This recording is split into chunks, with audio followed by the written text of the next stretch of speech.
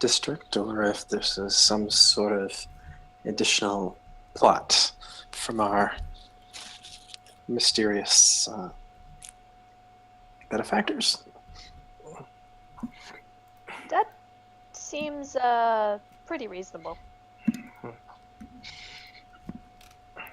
Yeah, I could definitely believe that this was a thought-out plan.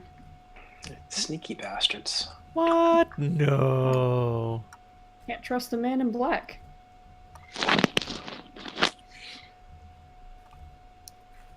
So you guys gather your things, you head out. Toby and Runner stop chatting. The goat and the mechanical dog. They don't have a lot to say, Things, I'm sure. but things are said.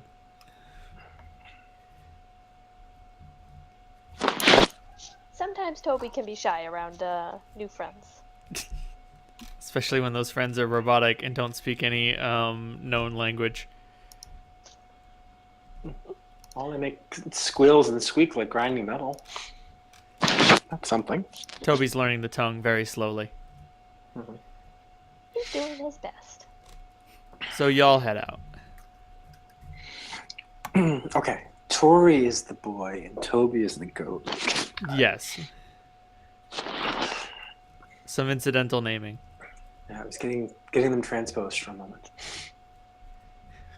Why are we going to meet Tori? He's right here. No. He's a goat? Reynold, what are you doing? This game is awful. All right. The sands are brutal, but otherwise you don't really get accosted by anything. The sands are pretty peaceful. Occasionally you get accosted by some bad men who want your stuff, but for the most part. Dave, are you all right? It sounds like you're rubbing styrofoam up against your microphone. Oh, that might be my beard. Oh, Sorry. that would explain it. Well, whoops. Okay. We solved Alright, the mystery. Is it better now? It's much better now. It's not because I have stopped like moving. Yes, no more moving for the next Yes. 3 hours. Sure, I'm using my headset, so I can always just remove the headset, but it's just simpler with the iPad to hear things this way.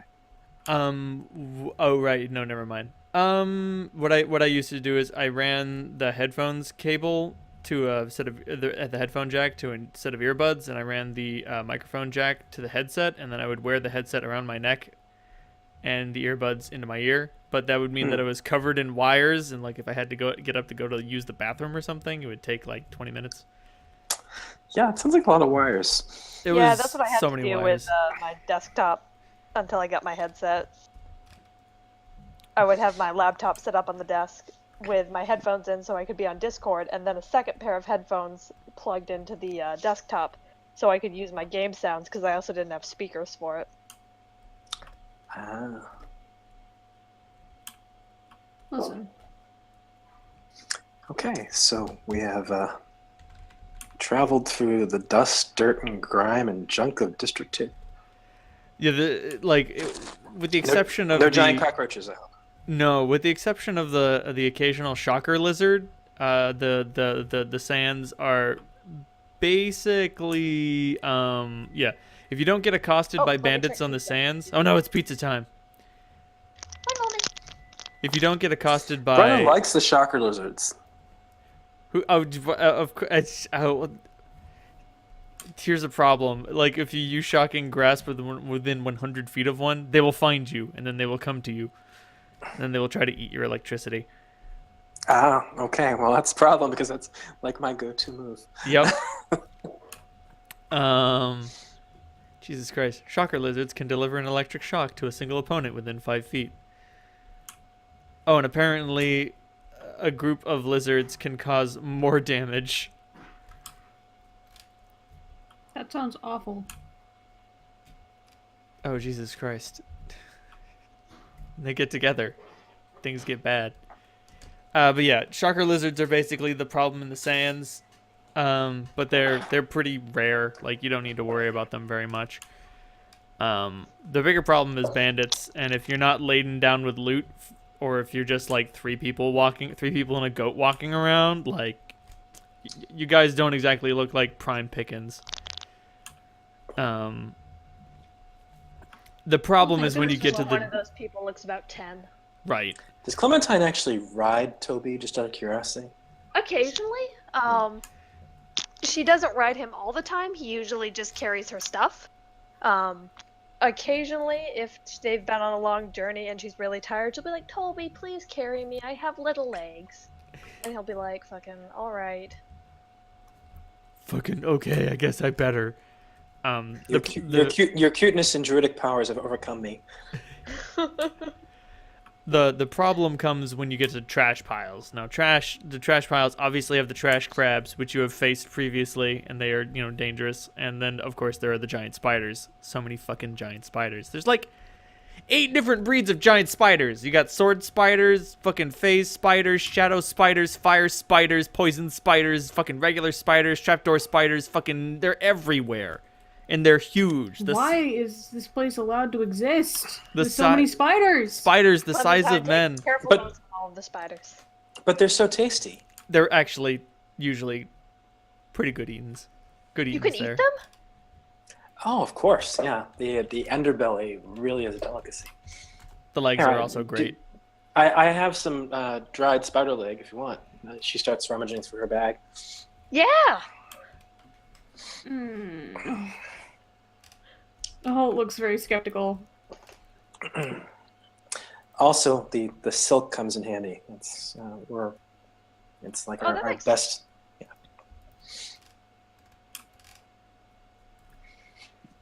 Jesus Christ. Phase spider silk in particular is awesome. Well, Yeah, except when it disappears for no apparent reason. right. That would be particularly difficult if you were using it to make a rope. Well, it never was a problem for me. It has happened before. Occasionally, the engineers of Oasis will risk using phase spider silk in order to like carry things, like as in a crane. And every once in a while, every couple of years or so, they'll just be carrying a gigantic pile of junk, and oh no, the rope disappears. Look out below.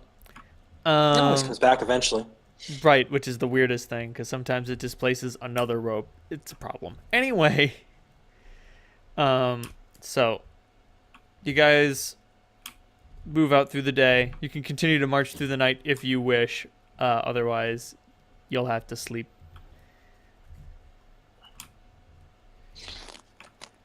Yeah.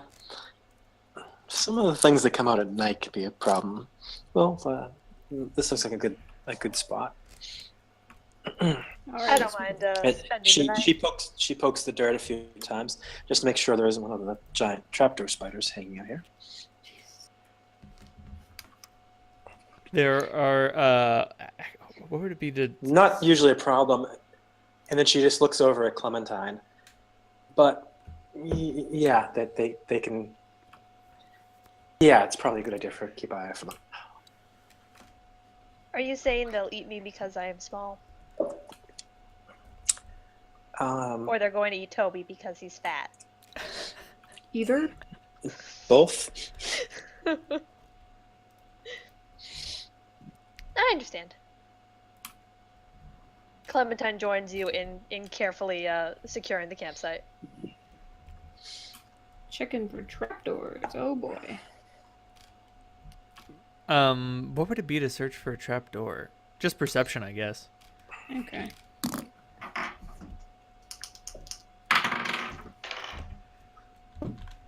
-12.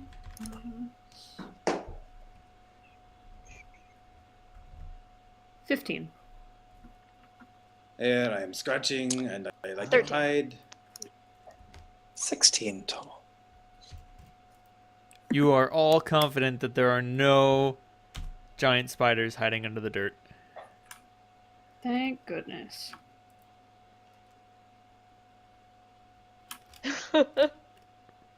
Oh, I have a racial bonus. That's the reason why I'm like, it's like, why is my perception so good? Hey, those racial bonuses. Holy fuck. There are I have found stats for giant cockroaches. I take it back. There are giant roaches. Holy fuck. Well, my response was about the owl hunting thing is that we don't have owls in District 2. The giant cockroaches eat them. This is true. The largest cockroach in the thing has 10 hit dice. It's a CR12 and it's called a dragon roach. Oh. There are none of those, but there Oh. are giant cockroaches. The power of making people itch a lot. Death by itches. Anyway, brother takes watch. He does not alert you to anything during the night, and you all awaken, able to continue your journey.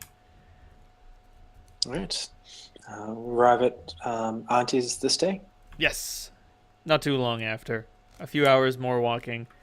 Nikolai, Clementine, you get the distinct impression, like, when you see Auntie's camp, like, you don't see it. Like, Salandra has to point it out to you, and you're like, there's nothing there. And then you get a little bit closer, and you're like, oh, there it is. What?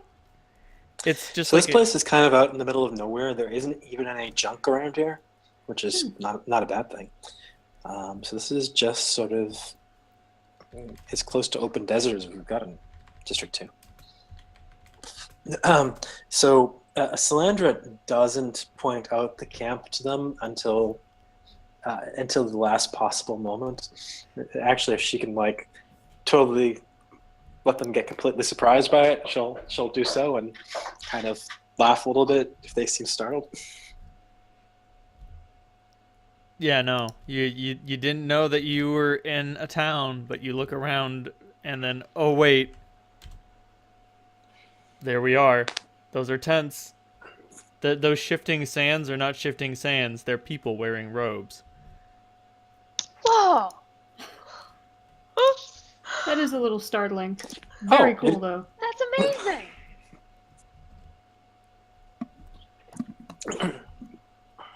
Oh, you didn't notice. Not at all.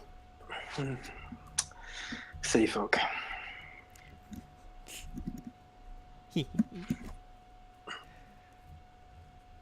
Nobody seems to like notice you or take track of you. Like, I mean, they do notice you, but they don't care. One of them looks up and sees Salandra, and then like goes back to whatever they were doing. Gender is purely optional for these creatures. 8 layers of clothes. They all have beards. Who knows? No.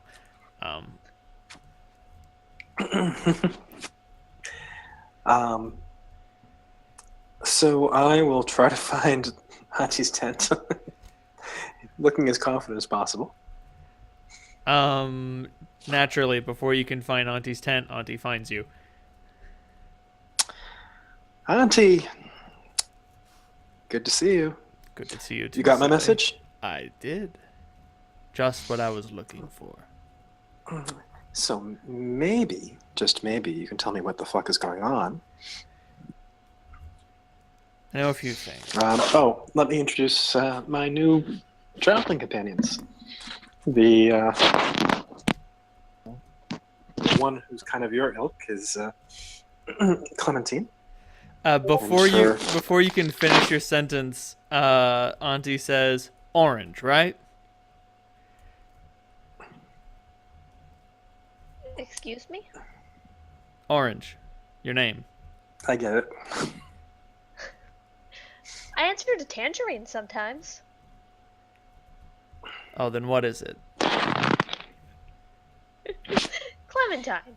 Ah, close. I had an orange once. It's nice to meet you, Mrs. Auntie. Just Auntie.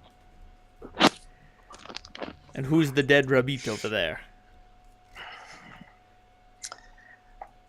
My name's Holt. Pleasure to meet you. Nice to meet you too. But come in.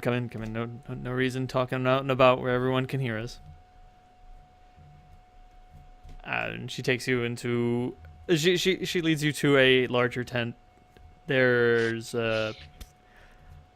Not much in there. There's a mat on the floor. There's a cot. There's a desk. Boom. Auntie's room. There's a shelf adorned with books. But she doesn't have much to speak of. Foot locker maybe. So, what do you be wanting to know? She says as she lights up one of her cigarettes. Well, these people that came to Oasis, what is it that they are after? Is what they say they're after? As near as I can tell, they're on the straight and narrow, so to speak. They just wanted to give Grub that. Why? I'm not entirely sure, but I wouldn't call it magnanimity. And why were you so curious about it?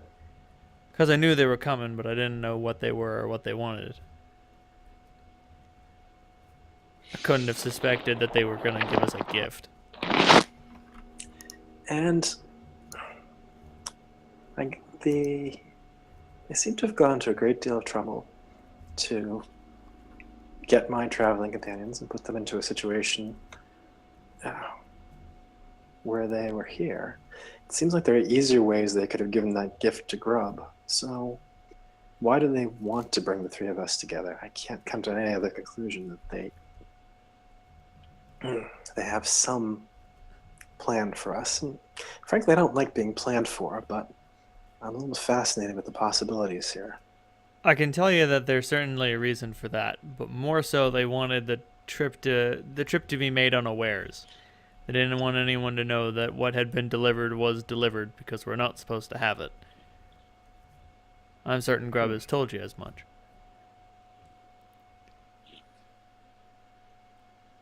So, do you have any suggestions? That I respect your wisdom, if not all of your beliefs. Well, that's good. I think it's definitely important that you guys that we all have access to a flying machine. Because right now the only people with ships are the Chosen, a few hangers-on and smugglers and down below in the World Bazaar and some of Connor's ilk. Wind City's got nothing in the air. Ankara and Janam got a few ships, but they mostly have them pointed at each other. And there's something coming. So there's another piece to this. How much do you know about what's happening in the Hell Jungle? I know it's bad. That much I do know. I don't know what it is, but it's bad. Bad in what way? In a dangerous way. A wild, Bad as in dangerous way. bad as in we should avoid it with and with every tool at our disposal, or bad as in it's something that someone needs to deal with, or Or it's it will gonna get get worse. That second one. It's not something that's going to go away unless someone takes care of it. That much I do know. It's a long way for us. Why us? Well, no one else knows that it's Why out me? there. I don't know. Go ask brother. Brother came out here to have a good time and kill trash crabs, and he feels so attacked right now. He looks at you, Solandra, and he's like, I have no idea what she's talking about. Brother doesn't have much of an opinion. I suspect not. Interesting. Do you think he does? He's forgotten more than you or I will ever know. Auntie, why do I always have this impression that you know far more than you're willing to tell me? Because it seems that way, only because I know enough to make trouble, but not enough to get anyone out of it.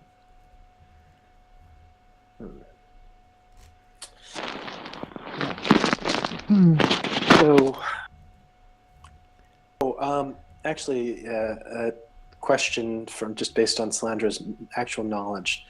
Can she just fly over the wall? Is there anything that will zap her if she attempts to do that? Nothing would try to zap you. Nothing would try to stop you. But like, you wouldn't be able to do much of anything beyond the wall. Like if you went to anyone, if you tried to do anything official, like they'd just deport you. Right, but I mean, could I carry the two of them over the wall? No, they are way too heavy. Well, Clementine, wild shape and fly. Still, Toby is a 200-pound goat, and Holt is like a 300-pound dude if you include Yep. all of his gear. Like even if you stripped Holt down, you still wouldn't be able to fly with him. I am a large gentleman. The best you would be able to do is grab like in a pinch, you would be able to grab them out of the air and float slowly downward to safety. That's your best case scenario with these guys. Well, so I suppose I should talk to Tori. Do you think that Aziz can give me any more information? He might be able to tell you more about what's going on. But more importantly, I suspect Aziz will be able to help you deal with Tori. Yes. Tori is a greedy little bastard. Isn't he? Yeah, he's awfully cute, though. That's terrible. Things he gets away with. It's a nasty I combination. suppose he's gonna grow up and be a really awful man. But he's entertaining now. Maybe. I suspect he'll get a comeuppance before then. Or at then.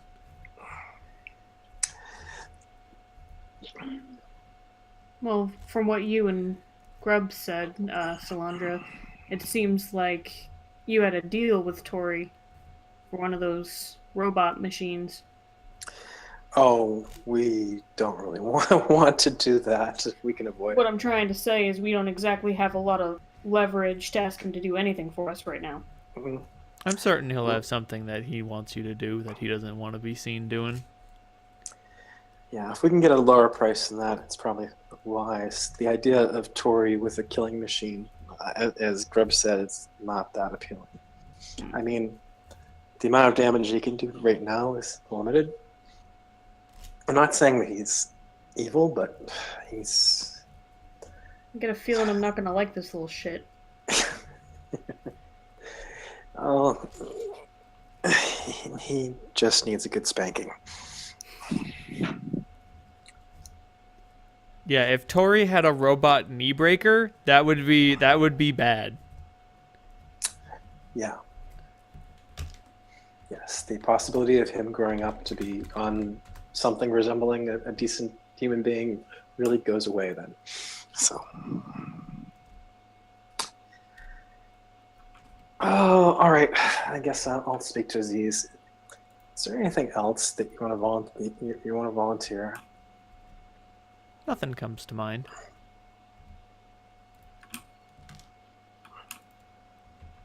Or even like cryptic hints? I know that's your favorite.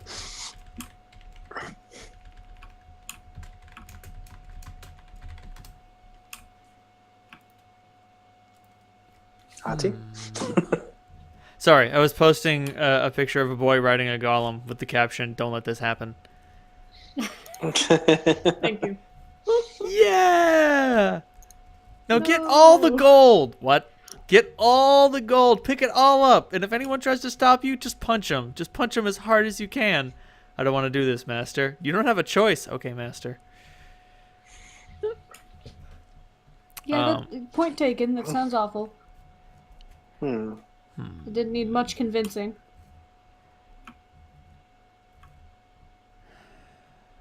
I did have an interesting idea to suggest to Grubb. Auntie Giving has a good... Tori like a moral golem. That would be fun. morality golem. Grub, I want to return this. This golem's defective. Nah, it's doing exactly what it's supposed to do.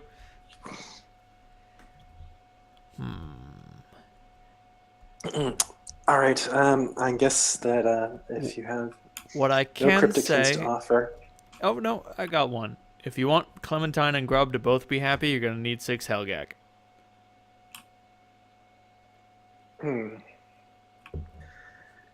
That's not going to be easy. Didn't say it was think we supposed to can be handle easy. Mm. Well, it might be fun. That's what I like about you, Salandra. You got a good attitude. That's the first time anyone has ever said that to me. She smiles through. Yeah, it's a total lie. She smiles through tobacco-stained teeth. Oh, yes, before I forget, do you have my my package? Ah, yes, that I do. What did you ask for again exactly? Auntie, you're the best, or, well, mainly. What exactly did you ask her for? I don't remember. Oh, cigarettes. Woo!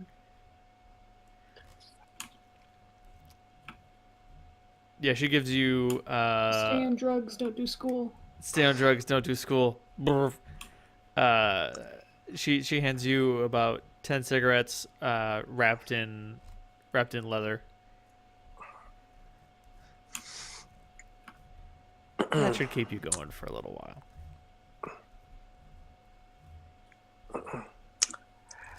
Well, I'll see you when I see you. It'd be interesting if I end up leaving the district. I think it First would. time since I was a little girl. It'll be good for you overall. I just remember there being a lot less trash. All right. Good luck, kids. And so you head out. Do you guys have a copy of Have that I ever map? figured out exact? Yeah. I sent you all a map. Yeah, I can't find my copy. If someone could just send that back to me. Oh, Sec. I don't remember getting that one. I have it. Oh.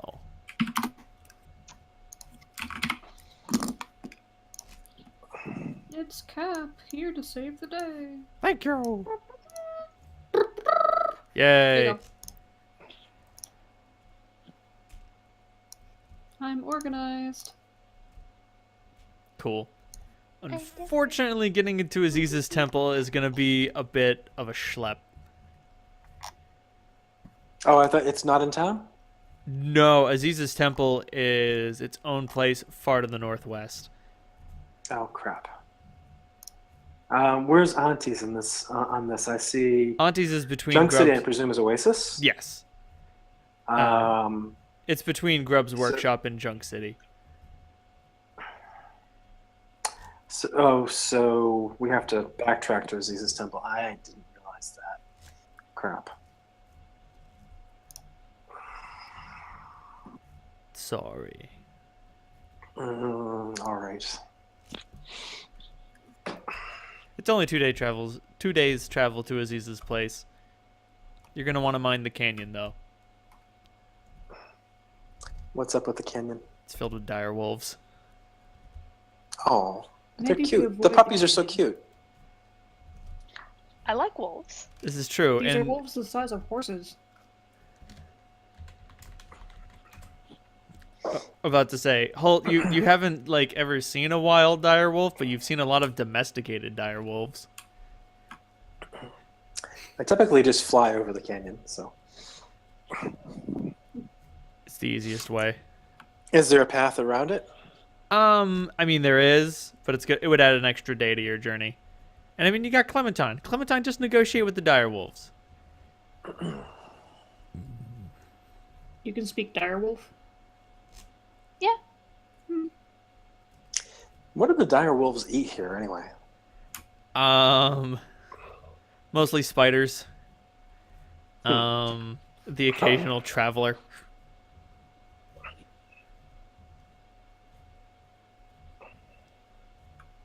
Aziz often laments while simultaneously defending that his temple must be where it is. Slander has made a couple of half-hearted attempts at writing a treatise on the ecology of District 2, but she just can't quite figure out how everything manages to survive. That's the tricky business. Your best bet is that there's something underground.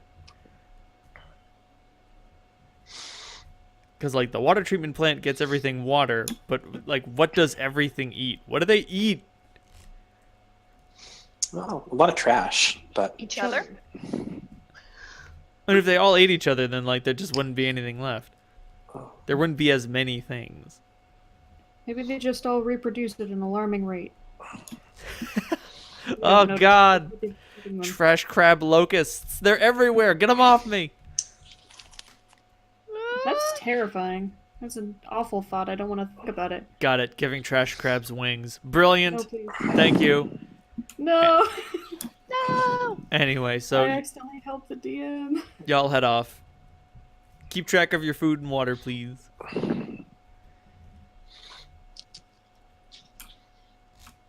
Trail rations last a day.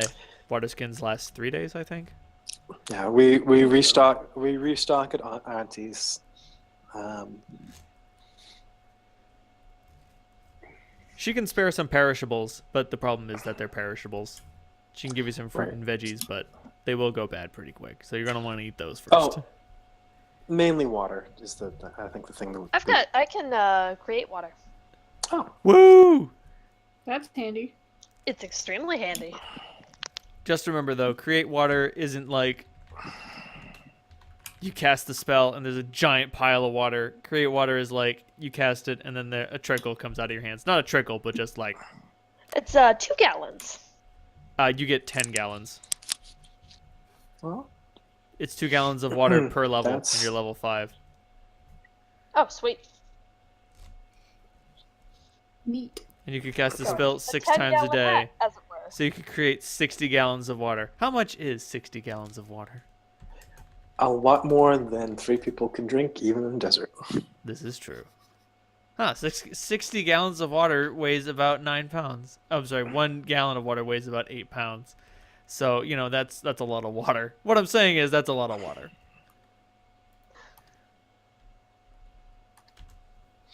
It's a good trick to have up my sleeve.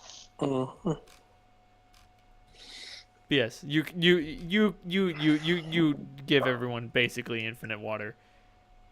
Like if things get bad, you So can we just I had some dried rations, though we've been traveling for a few days. I'm not sure how much longer they're gonna last. I have And 2 days of rations left. Oh boy.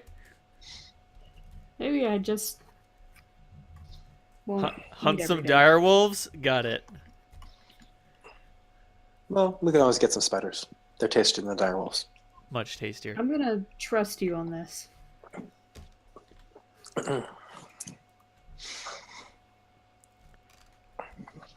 The dire wolf is all Also- gamey, dude.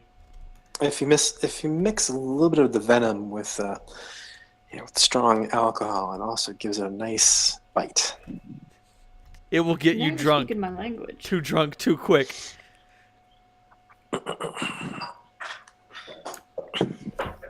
But you head out. The first day passes without incident. It's just sand and stories between you all. Brother doesn't notice anything. There's nothing to notice. About halfway through the second day, are you gonna go through the canyon or are you gonna go around it? Let's just go through it. I'll raise it with Clementine if she thinks that she can negotiate with the dire wolves. Well, I can fly. Me too. Just leave me here. Just okay. Holt and Toby get a little upset. They look It's a at you. good-natured kind of upset. Right, just a little grumpy. I can't guarantee that your goat will make it out alive. That might be my part of the negotiations with the wolves. What do you think, Toby? Oh I'm man, flipping a coin on what Toby thinks. you took the words right out of my mouth. Toby wanna would make a goat prefer sound. not to be left alone without you. I know, Toby. I wouldn't leave you. I'm just teasing. Eh. Sorry, I couldn't find my coin flipping coin. Well, as long as there aren't any So- shock lizards in there. You Not think we many. can handle it, Toby? All right. Toby wants to go through.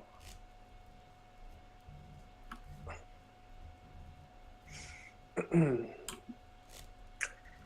people think I'm strange for talking to a sword.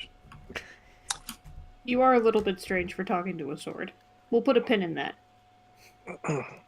Brother, calm down. It jiggles in your sheath with impotent rage. Although that might just be the wind. It's definitely just the wind. Totally just the wind. The throne is totally real. Anyway, into the canyon you go.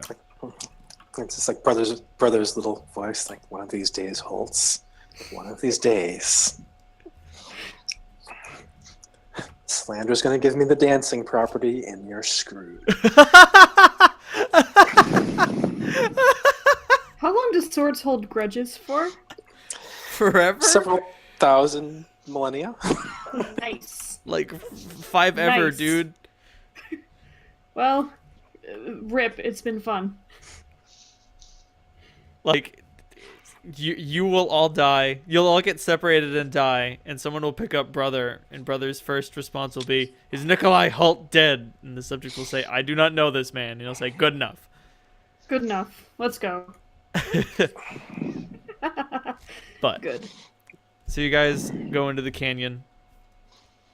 It is a mighty dangerous looking canyon.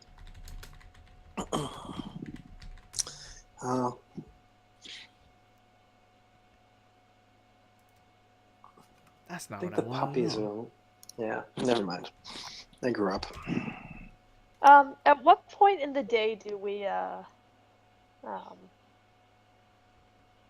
go to the entrance of the canyon? It's about midday. Midday? Do you mind if we stop for something to eat?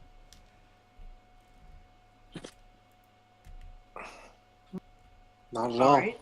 Is there any shade? No. Well, let's see. That pile of trash over there looks pretty innocuous. Alright. Like 10. How long does She pokes it a couple times to make sure there aren't any roaches. how long does a hit of whisper last? What is that? A spell?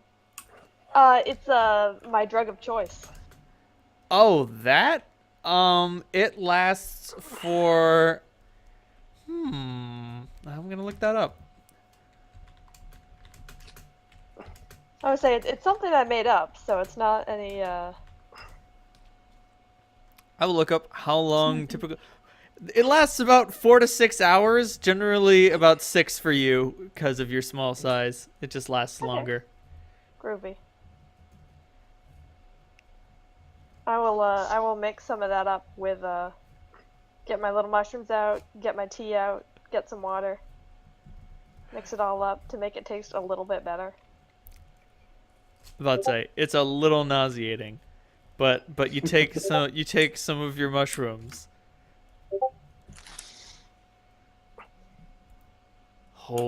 Holy shit! So basically, Salandra is a heavy smoker.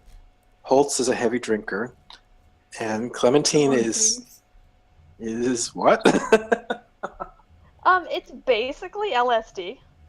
I see. Except it gives That you vivid nature-related hallucinations. Or are they? but are they? But are they? But yeah, She's a magic mushroom halfling. I see. Clementine's eyes go very wide, pupils incredibly dilated. It kind of takes her a couple of minutes to come to. All right, I'm ready. What are you on? You good, Clem? She bounces up to her feet like, let's fucking go. Oh, don't move so fast. I I just look over o- at Salandra. I'm looking at Holtz and I'm saying, I can fly. So can she. I think she's already started. All right, well, I'll stay firmly on the ground then. Well, Solandra is implying I can get Good. away.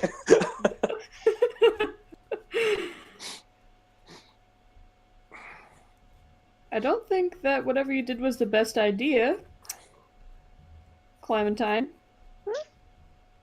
What'd you do? Do you hear that? Hear what? I'm hoping it's not the sound of more giant roaches. Never mind. Ite. Holt, now that you see Clementine indulging herself, you're filled with an urge to bleed.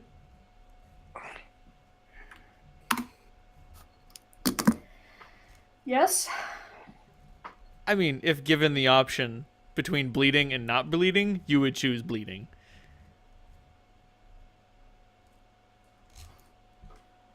No, it's not the time for that. You're right. Now is not the time. But, if the opportunity ever arises, Well, I mean, if there's anything in this canyon that would make blood spill, fucking bring it. then it would be bleeding time, and bleeding time would be a happy time. Bleeding time's a great time. It's a great time. For everyone. Everybody has Especially a great time. me. Right? Ah, good stuff. Ugh. So you guys head into the canyon. Wow. And to think I thought Solandra would be the weirdest. Not at all.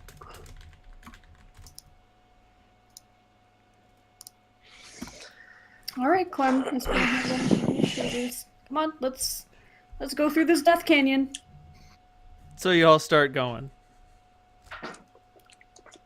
That being said, I have Clementine brother out. does seem to be does seem to be beginning a conversation with no one. Little muttered utterances to herself, answered by no one and nothing. Okay.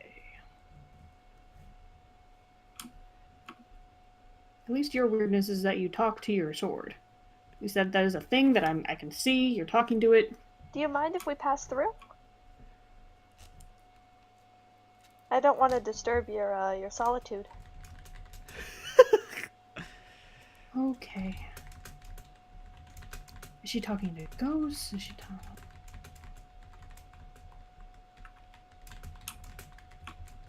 Clementine's eyes are fixed bizarrely, not in any one particular direction.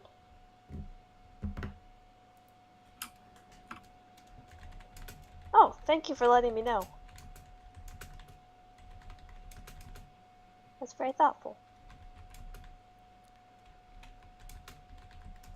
Does your friend feel like sharing with the rest of us?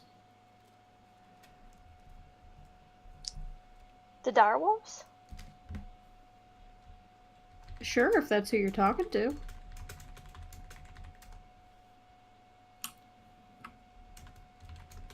Are they nearby? Hmm.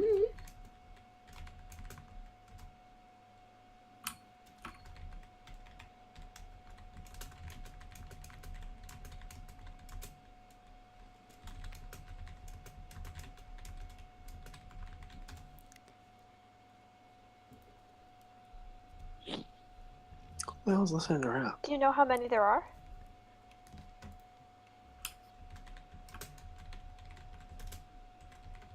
Not me.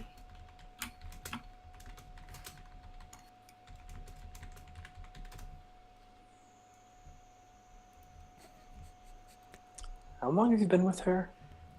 Uh, Does she do this often? 2 days. I've been with her for 2 days. I mean, not including the days you've all been together.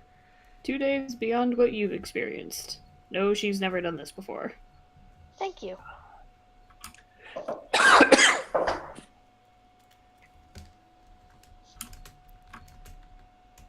Do you think we can pass them unseen? Or shall we stand and fight? Could always go around. You could always go around. Unless you want to see the spectacular failure of me climbing some rocks. I don't think we can go around. There's a small rumble in the canyon. Clementine finally turns back to Holt and Salandra. There's more than one direwolf coming. The canyon's not sure how many, but it doesn't think we can get past them. We're probably going to have to fight them. Yeah. You talk to the rocks. Well, the canyon, yeah. Now that Holt mentions it, a lot of rocks are trying to get your attention, but there's just so many, and you don't have time to talk to all of them. Clementine starts saying hello to each rock that she passes. I mean, they don't say much beyond exchanging the greeting.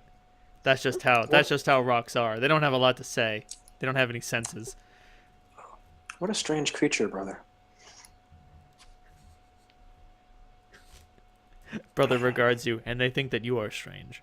And they think that we are strange. Toby, don't worry if you see the direwolves. We'll make sure you're safe. And true to Clementine's prognostication, everybody make a perception check. Oh, that's right. 13. Where 17. That's a beautiful thing. Basic math. Basic math. I love my elven senses. They compensate for my miserable wisdom. 13. Can't see shit, Captain. Yeah, you guys are all very aware of the 4 direwolves that are following you. Like they're doing that thing that animals do where they stay low and they're like, "Oh man, we're gonna get them." They're obviously not like they're not upon you and they're not attacking yet, but you spot their approach. I'll be right back. I gotta go to the bathroom, talk amongst yourselves about how you want to handle the situation. Okay.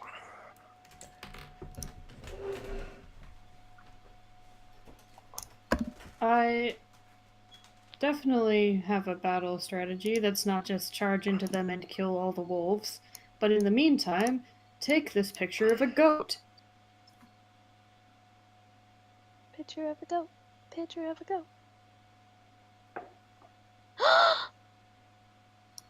I love him. Is it your own work? Yeah, I've been doing that this time. It's pretty cool. You can make a couple of alternate versions with acid flowing From his mouth. And I just picture him wearing a cute little backpack. He does wear a cute little backpack. Oh, what a sweet boy. I love this. Thank you. You're welcome. I'm gonna duck out for a second, grab some pizza. Sweet. If you want to cut up the pizza, Hmm? you'd be my fucking fave. Want me to grab you a bread? Ah, a bev would be awesome. Orange or Coke, whatever's in there. a bev. Yeah, it's something that my sister's boyfriend started saying, and then we all picked it up. It seems like logical. What did he start saying? Instead of saying a drink, they say a bev for a beverage. Huh. Fine. Yeah, it's our own little lingo. Kev's grabbing us some pizza. Gotta get that pizzazz. So what's the plan? What are you guys gonna do about these dire wolves? Well, I think that Holtz has a battle strategy, which he did not he did not share. Yeah, Mr. Nikolai's definitely, he looks like he's gonna charge in. Both of you make a perception roll on Holt. Oh, goodness. Hold on. All of us make a perception roll on Holtz. Yes. And an 11. Which isn't really a bad roll. 23. Solandra, man, he seems ready for battle. Clementine, Hult's breathing really hard and he's sweating a lot. Huh. I will play this out once Cap returns. All right, so might be wise for there to be more Salandras.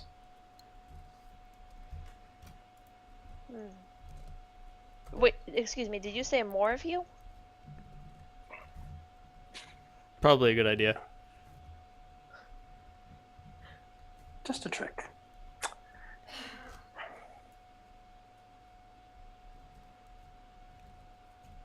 Thank you, my love. You are my favorite girlfriend. I'm your only girl. That you know of. Cap, I've got some bad news.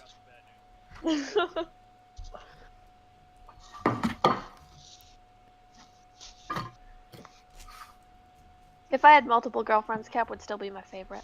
Oh yeah. Aw, You that's say so sweet. you say if. To me. Anyway. Yeah, I kind of wish I was poly, but I'm not. There we go, now I'm back. All right, Holt. I heard that you wanted to charge these direwolves. Yeah. Fuck yeah, charge the direwolves. 110%. Let's go! Everybody roll initiative, but you guys get a surprise round. Excuse me, before we do anything, I would like to cast a shield spell and a mirror image spell. Actually, yeah. I'll You can a shield and cast mirror image. one of those. Oh, okay. In that case, probably mirror image. It's a little more effective. Sounds good. How many images do you have? I believe. Oh, I have to roll. Excuse me. +1 per 3 caster levels. 4. Sweet.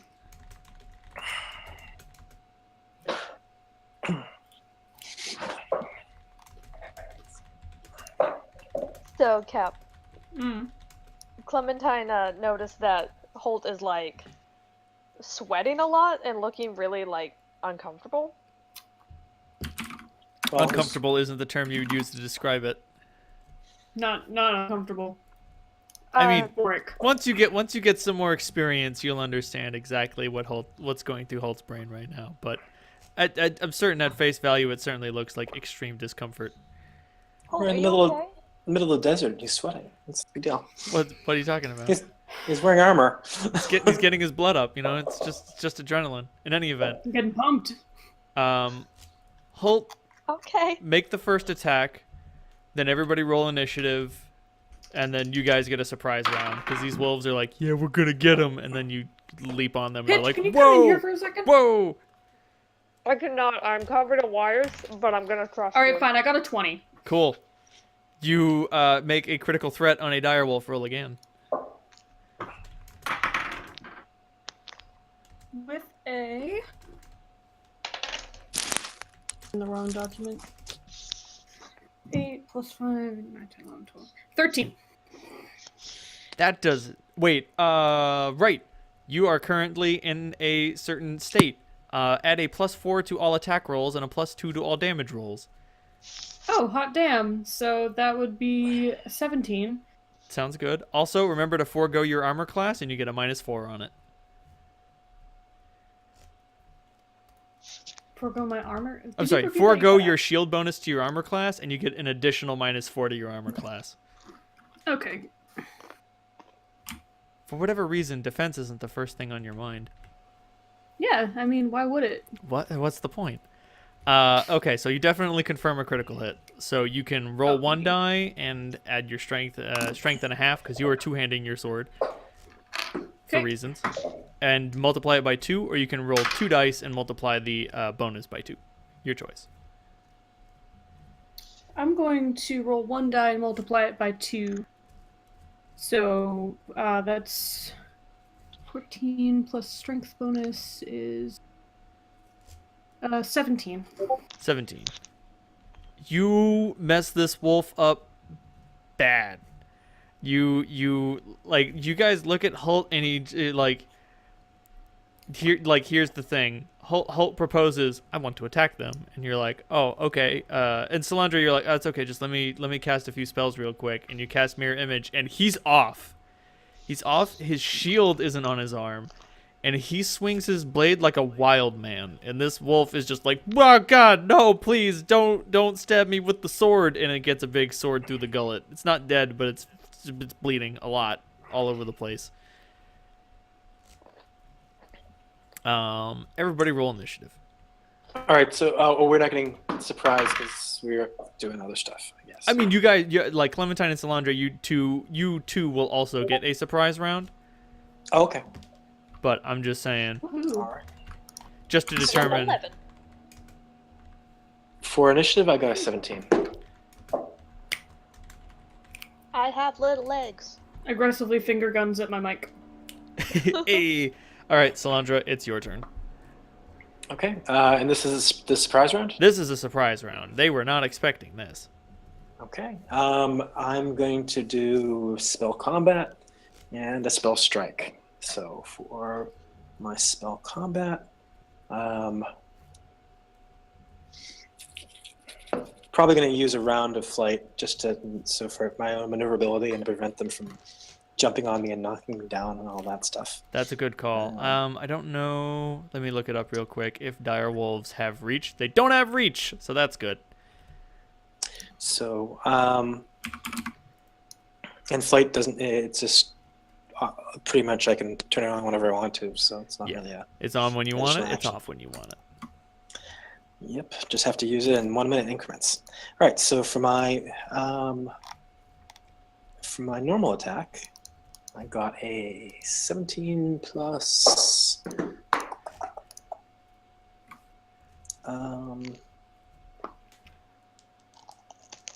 So I have plus 2, so plus 8, so 25. Oh Jesus Christ! Yes, you hit it. And that does 11 points of damage. Sounds good. Are you attacking the same one that Holt is attacking, or a different one? Different one. Sounds good. You attack a different wolf. Brother slices into it, and brother is pleased. The wolf is displeased. It's the natural order of things. Clementine, it's your turn. Oh, All and right. I have my spell strike too. Oh, do it. Do it to it, Huey Lewis. All right. And my spell strike is a 19. That's definitely a hit. Is that a hit? That is a hit. Okay, and I'm just using brand for this one. So the weapon damage is 8, and then he has to roll a save against a DC 13.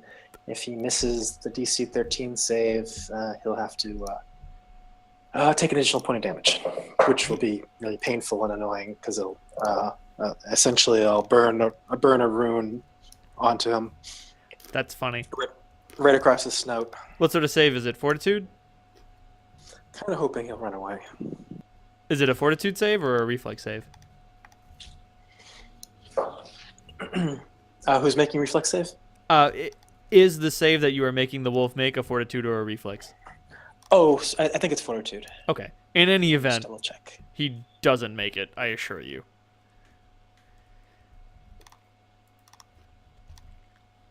Fortitude, yeah. Okay. He does not succeed on this save, so. How much damage you do? Yes, so yeah. It's just an additional point. Okay. Wow. It Just- yipes in terrible pain.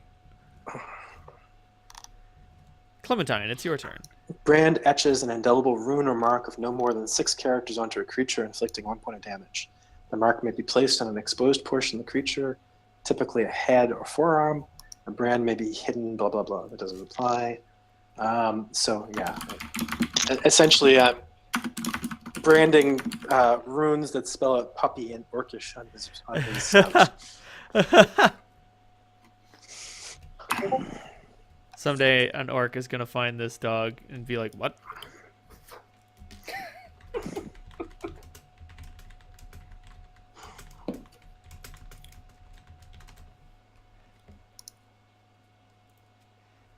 Clementine, it's your turn.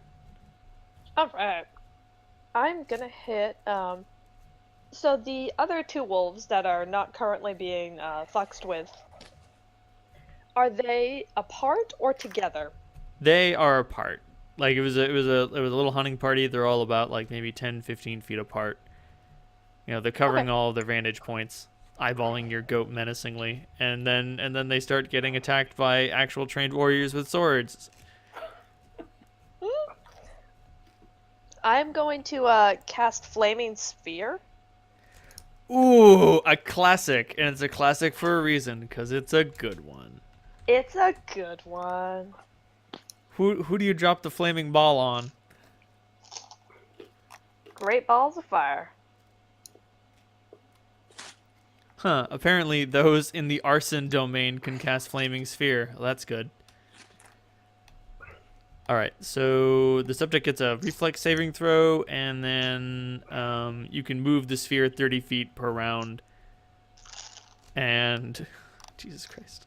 Rolls over barriers less than 4 feet tall and ignites flammable substances it touches and illuminates the same area as a torch would. First, kind of Thank flammable, goodness isn't we it? can see. It's very flammable. Dear God, like doing magic in this state is the best thing ever. Like you are almost transfixed by the flaming sphere that you have created. Actually, Molly, give me a will save at a -2 penalty. Okay. Sorry, do I just roll a d20 for that? Yep. And then -2 would add my will save? Yes. Okay. Okay. -2 makes sense, and then add my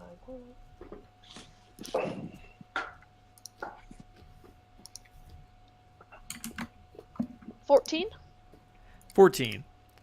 So you drop this fireball on a dire wolf, and it makes a save. Unfortunately, it's able to wait. Let me check. Yeah, it is unfortunately able to dodge out of the way of the flaming sphere that you conjure. It just gets out of the way of it.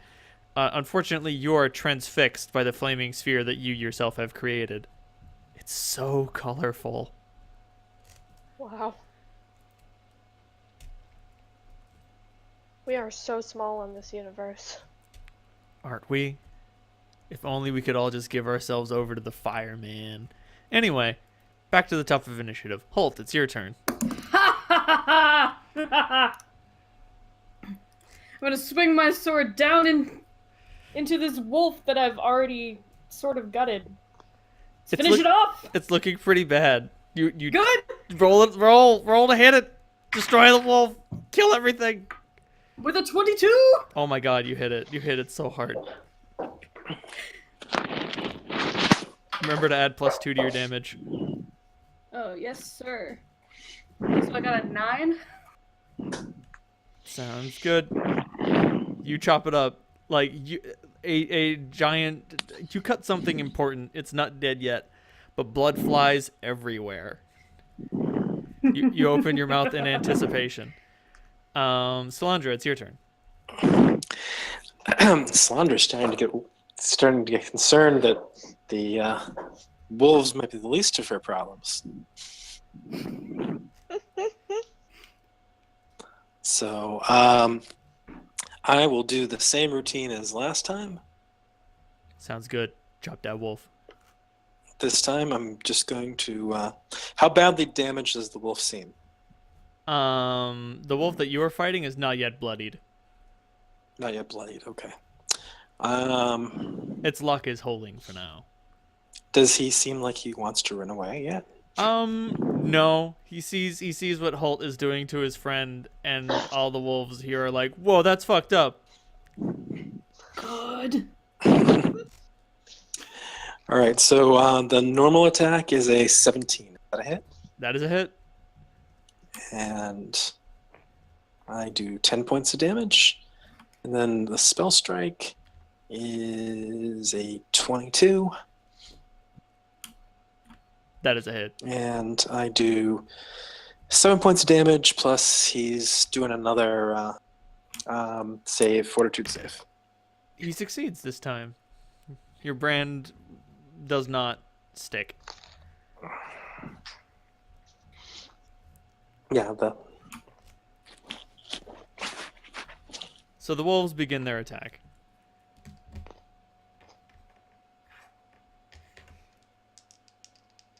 Halt, this one's gonna attack you. What is It can try. What is your new armor class? My armor class is now a 18. Okay. With no shield and a -4? With no shield and a -4, it's 12. There we go. So this thing latches on. Oh, I'm sorry. I rolled the die that was too small. Oopsie. So this thing latches onto you. It deals 9 points of damage. And then what is your combat maneuver defense? My combat maneuver defense is 20. It grabs a leg and tears you to the ground. Excellent. 2 of its friends come over and look at you in a very angry manner. And they start ripping and tearing at you. One of them misses completely. Like he grabs a chunk of armor and is like, "I eat this, right?" And they're like, "No, that's the metal bit. Don't eat that. There's no flesh underneath that." And the other one deals another 7 points of damage. At this point, you've got like 1 on your torso, which is doing nothing, and then you have another one on your leg and another one on your arm. Gotcha. Thankfully, you are wielding a one-handed weapon, so you will still be able to attack from your prone state, but it won't be a great attack. Okay. In any event, and then one of them attacks you, Salandra. Unfortunately, there's fucking 5 of you. What about Clementine? Th- Oh, next one, attack, yeah. yeah. Oh no, I sorry, I was meant her attack. Oh, Clementine goes after the wolves. Oh, she goes after the wolves. Okay. I got a low initiative. Wop wop. But so Salandra, how many images do you have? Well, there's 4 plus me. Okay. What is your armor class? Salandra, what is your armor class? 18. 18. I've got some bad news. It fucking hit me? Yep, it hit. It got right. It deals 13 points of damage. Unfortunately, it can't trip you because you're not standing on the ground. Yep, that was the goal of flying. Like it starts mangling one of your legs, and it's like, I'm gonna knock you over, and you're like, there's no over to knock me. It does. How badly wounded is this? This thing looks. You have bloodied it with your last attack. It looks worse off than the one that Holt was fighting.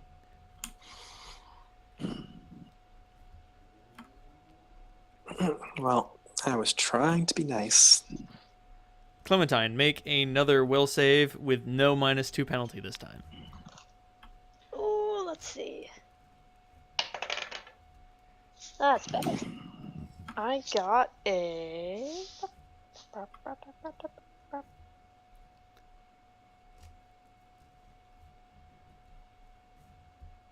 22. Right, yes, wolves. Right, the dangerous Right, creatures. shit. What are attacking the people who are ostensibly my friends. Sorry. You may move the flaming sphere now. I would like to move the flaming sphere towards the wolf that deftly dodged it previous. Sounds good. Is that one of the ones on Holtz? It is one of the ones Pretty on much Holt. all of them are attacking. Yeah. All of them went after Holt. They Good. could smell blood in the water. It does not succeed its reflex save this time, so it's going to take 3d6 points of fire damage. Yeah. Is this 3d6 that I roll, or do you roll them? You roll that. I'm going to use the bathroom again. I'm sorry. Okay. I am not actually a GM. I am a rather long-haired piss machine. I'll just put my total in the chat. Well, This is fun. Ronaldo is going to have problems as he gets older. Because those things only get worse. Don't I fucking know it? Can't relate. Yeah, Cap has a fucking bladder like a hot water bottle. Listen, You should really go into management. I know I'm in the perfect career. I'm in animation.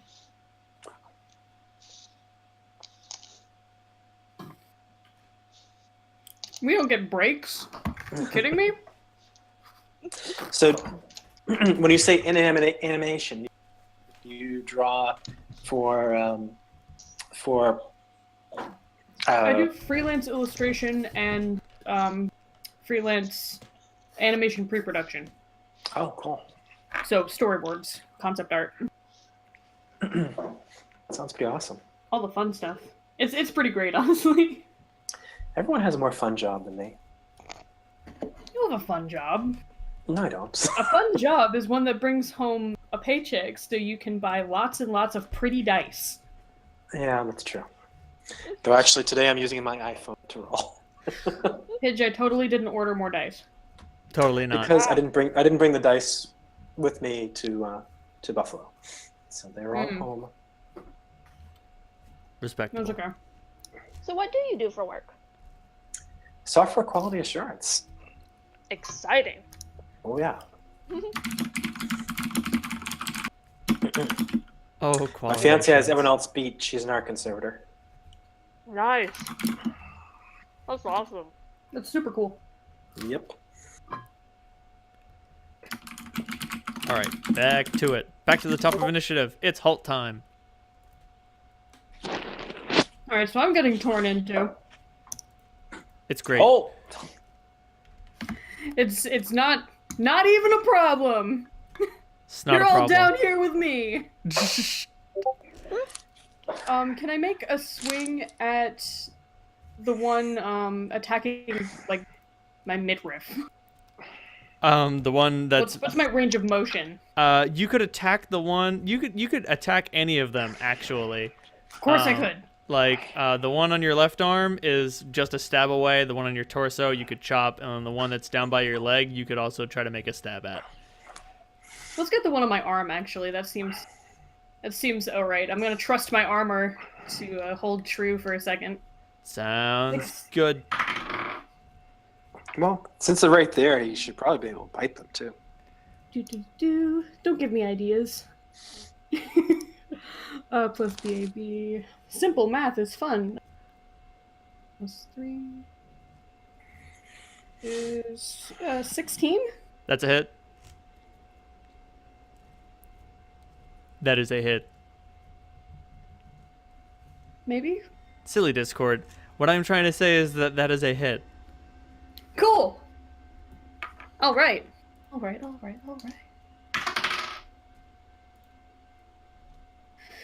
3, 8.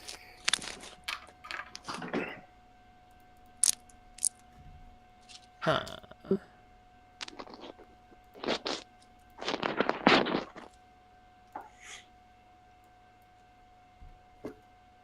All right. So, can you guys hear me? Yes. Cool. Because it says that I'm not transmitting. All right. Whatever. What did you get? An 8? I 8 got an damage? 8. Yes. Good damage.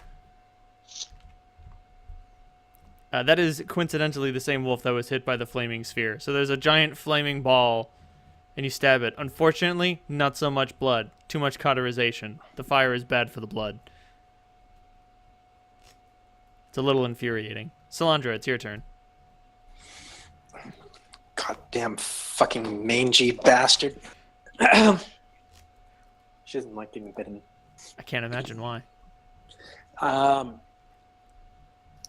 Yes, the profanity goes along with the hexes. All right, so she's going to start with a normal attack. She's still doing spell combat. Normal attack is a 17 plus 8, 25. That is definitely a hit. And Overachiever. damage is max 12. It's so dead. It's dead. Okay. Can I move and do my spell strike on one of the ones attacking mobbing halts? Unfortunately, not. It's a little ways away. Do you have the mobility feat? I do not, but there's no one there. No one is attacking me at the moment, and I can fly, so I have like a 60-foot move. If that makes a difference. Unfortunately, it does not. If you have mobility, you can spread out your attacks along your movement, but if you don't have mobility, you cannot. Okay, sorry. The details of Pathfinder combat, I'm still trying to figure out. If you have a ranged spell, I would allow you to cast it. Ah, all right. Well, spell combat would allow for that. Do I have any ranged spells? Not yet. I actually sacrificed. I sacrificed my one range spell. I'm picking up a hex next level. That's going to be a good little range spam. You think scorching ray? All right, no, I can't shoot fireballs. What about actual fireballs? No, lightning bolts? No. Fuck. Brother doesn't let you get to have any fun. Meanwhile, over in the Holt hole, these creatures Great. are going to try to axe you a question, and by axe I mean tooth. Oh fuck.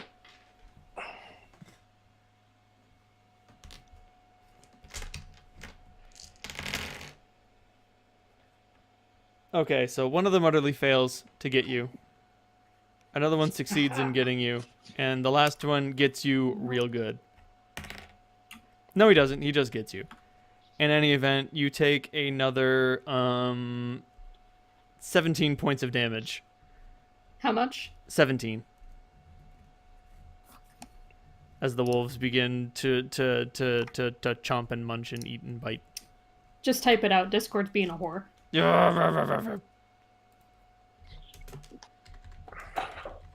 I'm not listening to how much I'm getting hurt. Oh boy. Oh Christ! I'm fine. Don't worry. No one about makes it. me bleed my own blood unless I want it to. Nobody makes me bleed my own blood. Nobody. Clementine, back to you. All right.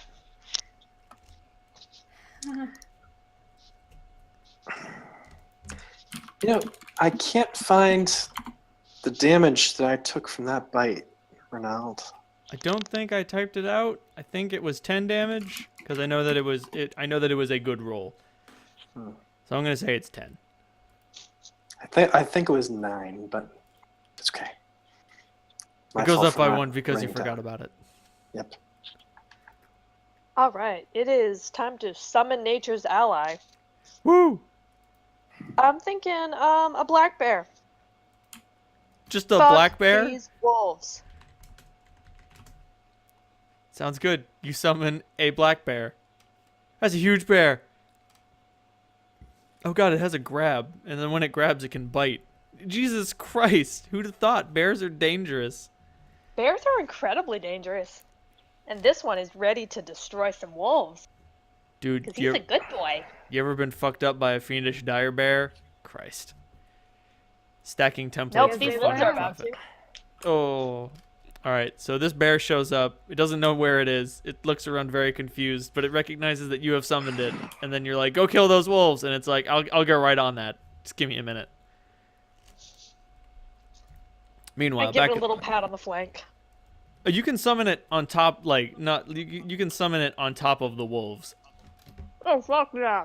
Like, the issue, not like literally, fun- like, not like it literally falls on the wolves, but like in the wolves' midst. The issue is just like it can't attack the same turn that it's been summoned because it's very confused.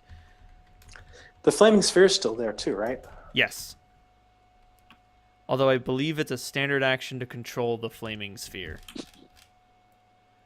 And if I don't control it, it just stays there. Yeah. Isn't it like on top of one of the wolves? Not like it moves in and bounces off. It's like a pinball. Oh, okay. Boing, boing. Oh, That no, makes wait. more sense. It is a move action to actively direct it. Fun. It can be Yeah, I was about to extinguished say- by any means that would put out a normal fire. So, yes, you can attack with the flaming sphere again. Oh, sweet. Yep. That's fine.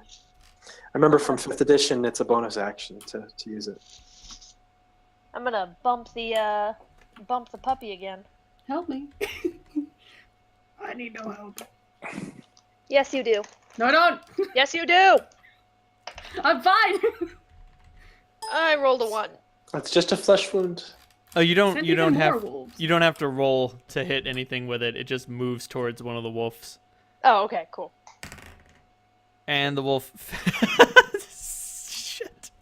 Sorry, just saw descending bear. The wolf utterly fails its reflex save, so roll that beautiful 3d6 points of damage footage. You got it.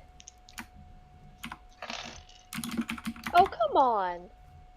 I got a total of 4. You tried. It doesn't singe you. It doesn't shit. It doesn't singe the wolf too badly, but it is still like you start rubbing that fire all up over that wolf, and then the wolf see the bear show up, and they're like, "Why is this happening? We just wanted a meal." I'm feeling so attacked right now. Meanwhile, back at the top of the initiative order, it's Holt's turn. Oh, that's a lot of blood. That's a lot of wolf blood. That's a lot of my blood. This is blood everywhere.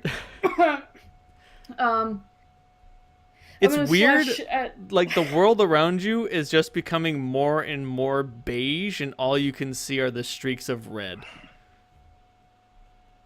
I like it. It's great. It's good. It's very good. You'll love it. Let's make some more blood happen. So there's the one on your leg, the one on your torso, and the one on your yes, arm. please. Torso wolf is getting it. Torso wolf. That's all that's gonna be left of it with a plus 5 is 25. Are you a barbarian? No, I shouldn't ask No. these questions. No, I'm not. 25. Holt has problems. That's a hit. All right. And I rolled a 19, so is that a crit? That's a critical threat. That's a critical threat right there. Can I roll for critical threat? Roll to confirm that critical threat. With a 2, so no. No, that does not confirm the critical threat. But you almost got it in the eyeball. Yeah. Unfortunately, Hey, almost only counts in horseshoes and hand grenades. Hey man, you can do some crazy shit with almost hitting delayed blast fireballs. I almost roll hit some them with damage. this meteor swarm. Thud, thud, thud, thud, thud. 8 plus 2 is 10 plus 11 plus 3. So 14. Jesus Christ. Yeah, this thing is very unamused about this attack. It's very cranky about it. Solandra, your turn. How does a swift action work? So you get one swift action per turn, Oh, okay. but it takes up no other time. Okay, so I'm going to use a swift action. I'm going to spend a point for my arcane pool, and I am going to make my sword keen and flaming. Brother is very happy. Brother is pleased. And then I'm going to fly on over. And how injured are these wolves? The one on his arm has been bumped by the flaming sphere twice. The one on his leg has suffered 2 attacks, one of which was a critical hit, and the one on his torso just got hit pretty hard, but is not yet bloodied. The other 2 are bloodied. All right, I'm going to go after the one that's not yet bloodied. Sounds good. And I'm going to Brother begins bellowing a language in your mind that you do not understand.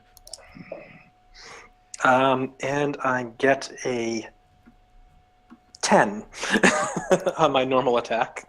A total of a 10 or just roll the 10? That's a total of a 10. Nicely done.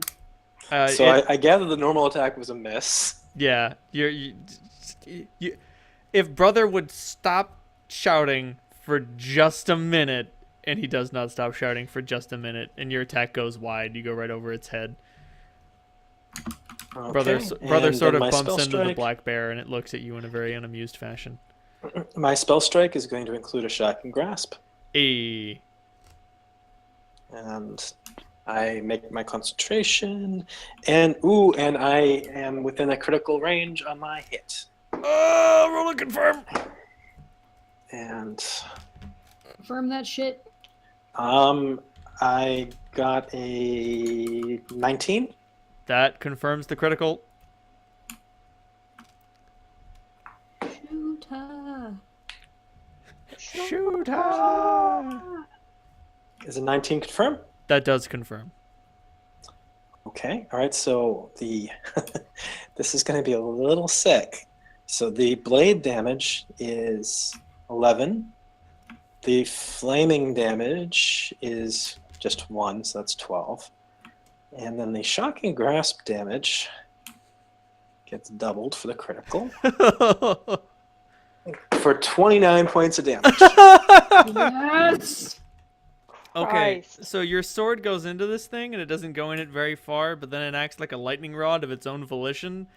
And this thing starts like bumping and jiving as the electricity courses through it until like parts of its body just start exploding, particularly like the eyes and ears and other like gentle places. And then eventually when you draw your sword back out, there are just exploded pockets of blood all over its body and it just keels over. Clementine, that was the sickest fucking shit you've ever fucking seen. Oh my god. Brother, stop singing.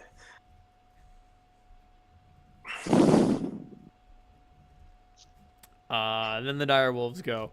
So they are going to let go of Halt, and then they are going to run away. No, come back. We're not done. I dart forward to grab Holt. I'm trying to get up to go follow them. Halt, make a will save. You would love to get up and go follow them, but it's time for your medicine. Could you send me a private message of how many hit points you have remaining? Yes, I can. It is time for your medicine. You would love to go and chase them, but fuck that. It's medicine time. Okay. Oh, you make a will save at a minus. I'm gonna say a -3 penalty if you would like to resist the urge to take your medicine and go chase after them. I mean, that's a really bad penalty. It's a really I think fucking I'm just bad gonna let 'em penalty. go.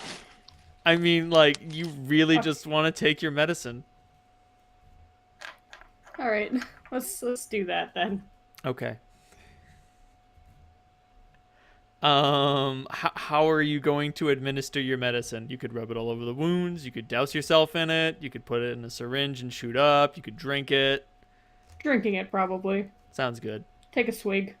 Halt takes a Little flask. a rather large flask Large flask. and takes a great chug of some sort of liquid. Halt, you get fast healing 10 for the next 10 rounds. Oh damn. I don't know what that means, but it sounds really good. You regain 10 hit points every round for 10 rounds. Sweet. Tell me how far over your hit point total you go. 2 rounds. 7 after 5 rounds. Okay. And so will that bring you up to... So you're 7 over after 5 rounds. Yes. Okay. Halt, you hit a snag. Number 1, maybe you drank a little too much. Number 2, you're filling up with too much blood. You need to let some more blood out. Oh, it does not feel good. You got 2 options. Make a heal check, Halt. Okay. Heal check.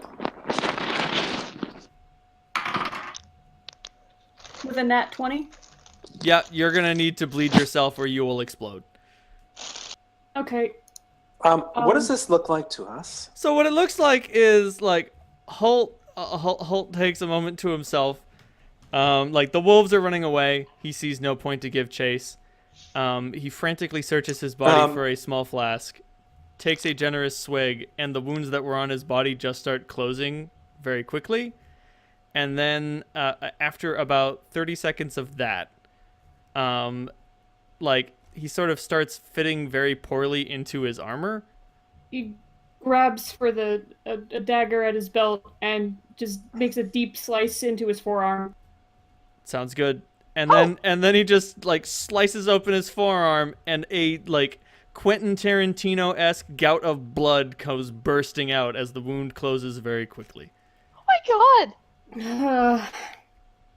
That was too much. Are you okay? What was that? Hold up a hand. Shh, just give me a second. That's good. That's better. Much better. Much better.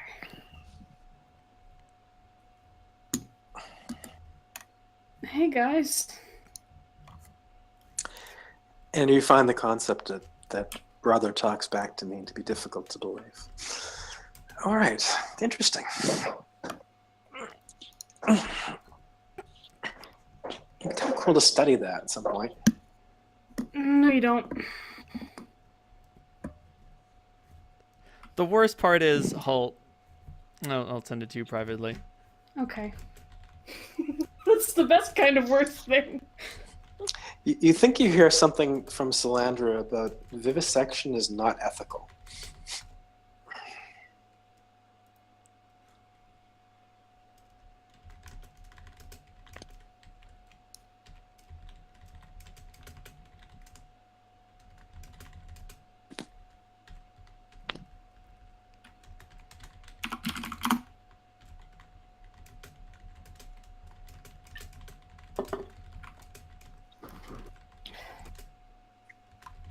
He's gonna reach through a pouch on his belt to grab a cloth to clean off the very bloodied dagger.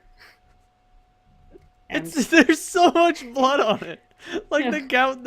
As I said, Quentin Tarantino-esque. There's like absurd. Like Clementine, Salandra, make a heal roll if you would like to. I would like to. Hold on, let's see. Basic math. Ooh, I actually got something.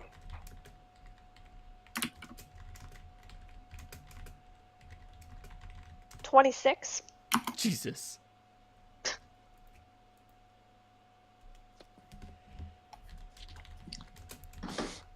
Well, I got a 17, but it's more impressive when you consider that my heal skill is -1. Salandra, like your immediate thought is, holy shit, that was a lot of blood. Like you have seen some unfortunate things happen to decent people.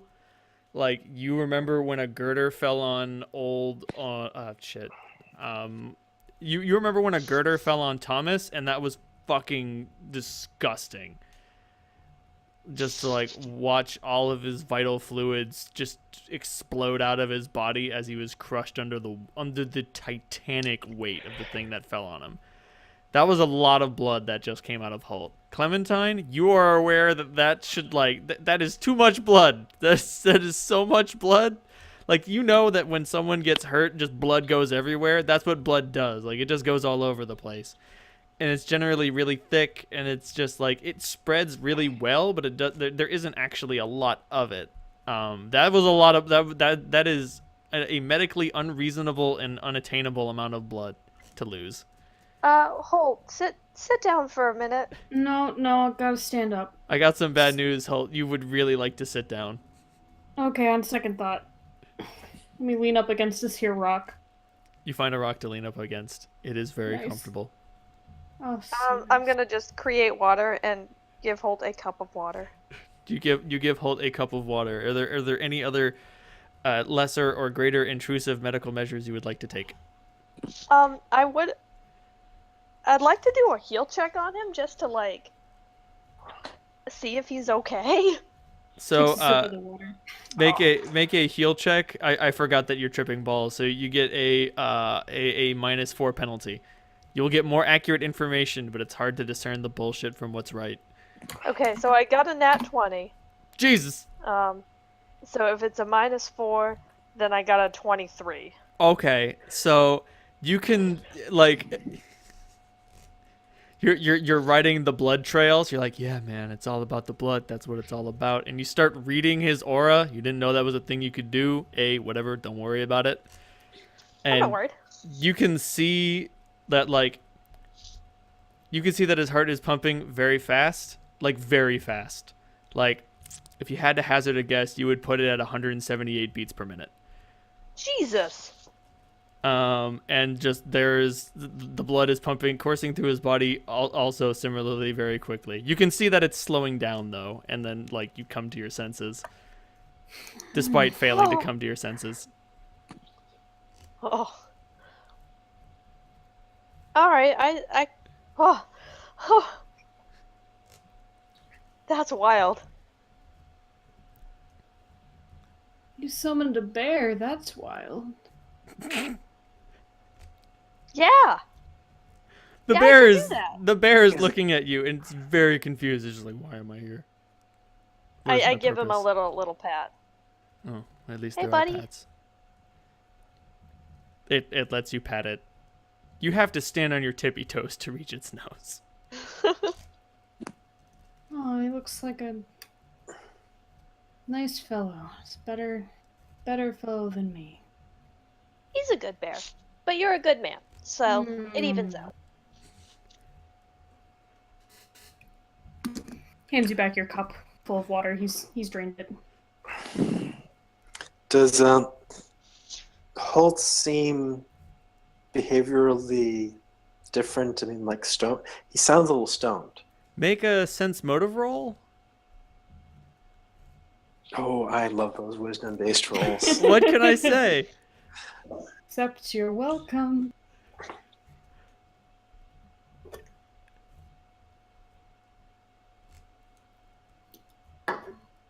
Ooh, +1. Woohoo! A 5. Well, a 5 means you get the bare minimum information. Holt just seems tired. Like you wouldn't describe his behavior as being high. He's just tuckered out, which makes sense after a battle like that. It makes some amount of sense. There is obviously still suspicion in your mind because what the fuck just happened, Jim? Actually, what about an Arcana? Would I be able to? Is this something that I might recognize? Make an Arcana roll. Go for it.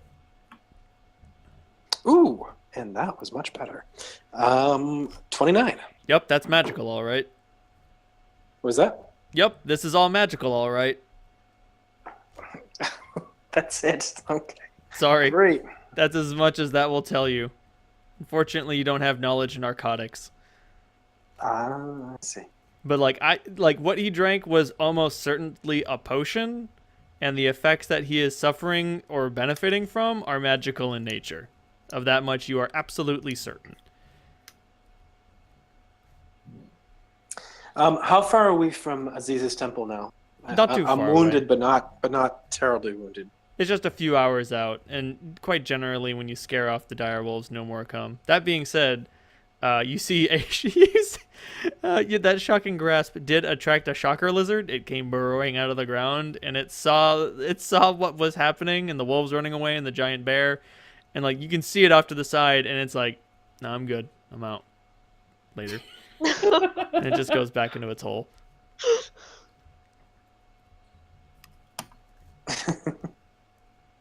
But yeah, you guys are only a few hours out. Oh, I saw groundhogs today. They were pretty funny. Oh. I didn't realize how fat they were. They're so fat. They're like spheres. Every once in a while, I see groundhogs when I'm walking to work, and yes, they are incredibly fat. I don't understand how they managed to get into those holes, which seem to be, objectively smaller than the groundhog, but they do. It's weird. It's weird how like rodent mammals like that can just sort of stretch out their bodies to fit in narrow spaces. They're very rubbery. Yep. Like it's like a mouse or a rat can fit anywhere they can fit their head through. Like the rest of their body will fit somehow. Cats can do that because they don't have collarbones. They have floating collarbones. In any event, after a short while, you come upon Aziz's temple.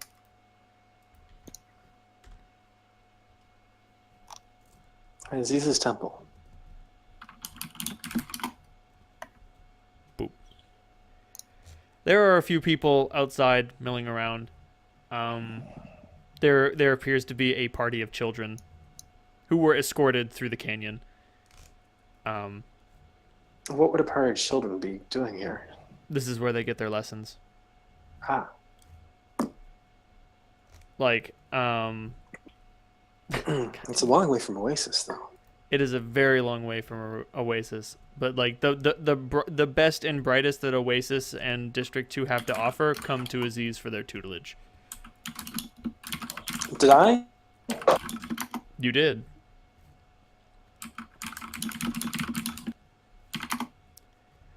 Unfortunately, not many of the lessons took. History, architecture, engineering, nobility, royalty, all those things were eschewed in favor of arcane knowledge, which he was more than happy to give you.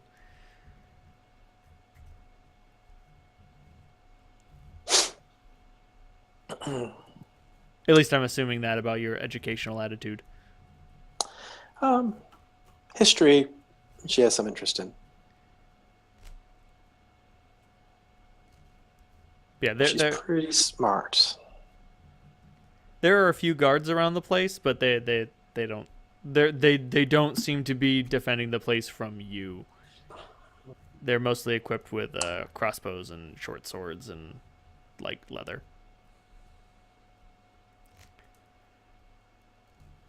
That being said, a couple of the children do recognize you, Salandra, and they're just like, "Oh, Salandra! I'm so glad you're back!" Hey, kids. She's like, ugh, children. So annoying. She likes So children, lovable. but they're like, as long as they don't get too close. Of course, she's like essentially the same age as that. Some of the older ones give you, just meaningful nods. Holy fuck, Clementine. This place is awash in color. This is amazing. Like, it's like the color is cascading out of the top and just like melting down the whole place. I sit exactly where I am in the dirt just to watch it. It's a cross between orange and purple. It's beautiful. Whoa. A delectable octarine. Just because we have a lot of trash doesn't mean that we don't have some pretty places too. I could eat that. Actually, you can try to resist attempting to eat it, or you can just go eat it. I'm gonna go eat it. Unfortunately, like it cascades down your face and your body, and like your entire vision is dominated by the kaleidoscopic octarine. Unfortunately, Oh, it's Jesus. not edible. Is Clementine still stoned? Quite. Oh yeah.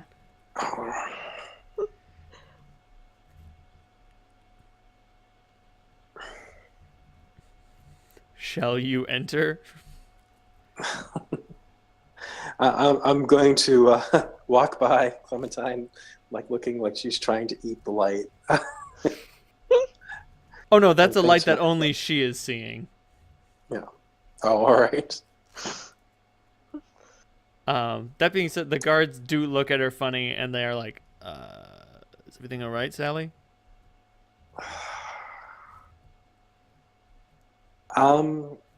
Yes.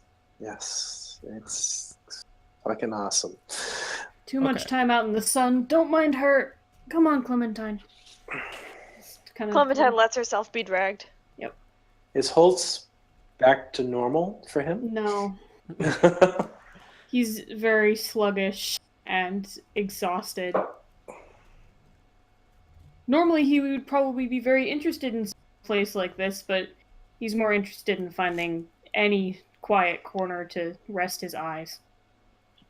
And it is particularly the eyes. Your eyes really hurt. Things do get better inside the temple. The lighting is much less harsh. Take what I can get. Like the walls are adorned with candle and torchlight, but mostly candles. Thousands of candles. Jesus. Look at them all. so beautiful. But Clementine, you can Have see you the been here before? No. She asking Slandra? Or She is. She is. oh, a lot of times. It's all smoke and mirrors, though. It's beautiful. Aziz is an artist of his own sort. Here, let me introduce you. This is going to be interesting. All right, I'm going to go find Aziz. You know the way to Aziz's main teaching chamber. There is a very large room, and there is a group of older students, and he is giving them a sort of like a geography lesson. He has a very, very old map of Septemport that he is So, do the has students taken out. stay for an extended period of time? I mean, do they stay for months at a time? They'll end up staying for months at a time. Okay, yes, because daily commute doesn't seem to really make sense. No, a daily commute is sadly not feasible. That being said, Salandra, it has been a while since you've been here. Like maybe months, maybe years. That's up to you. I'll wait until there's a sort of a breaking point in his lesson and try to get his attention. He's Probably by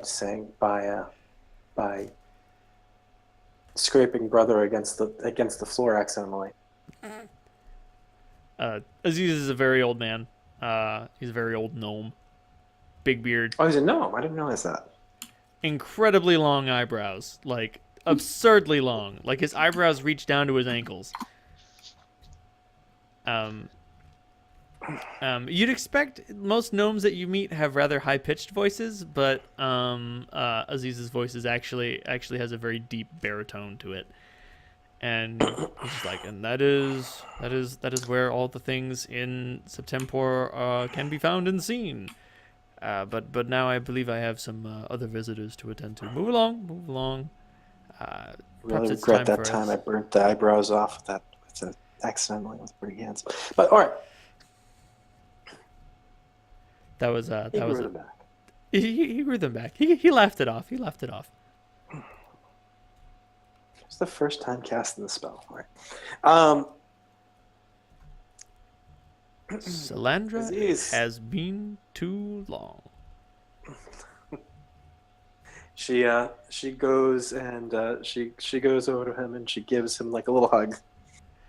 Oh, he is more than happy to return the favor, but he definitely understands that you are not the hugging type. Yeah. This is as much affection as like you have shown, and he understands where your comfort zone is. So, and he's pretty much the only the only male I probably would hug. But he's like not human, which helps. So, Aziz, these are Clementine and Holt. Not sure if you know any of the stuff that's going on in Oasis right now. You always seem to have good sources. Remind me exactly to what you are referring. There were some unusual people visiting Oasis. Yes. Men wearing all black, Right. including a blind man. And they hired me to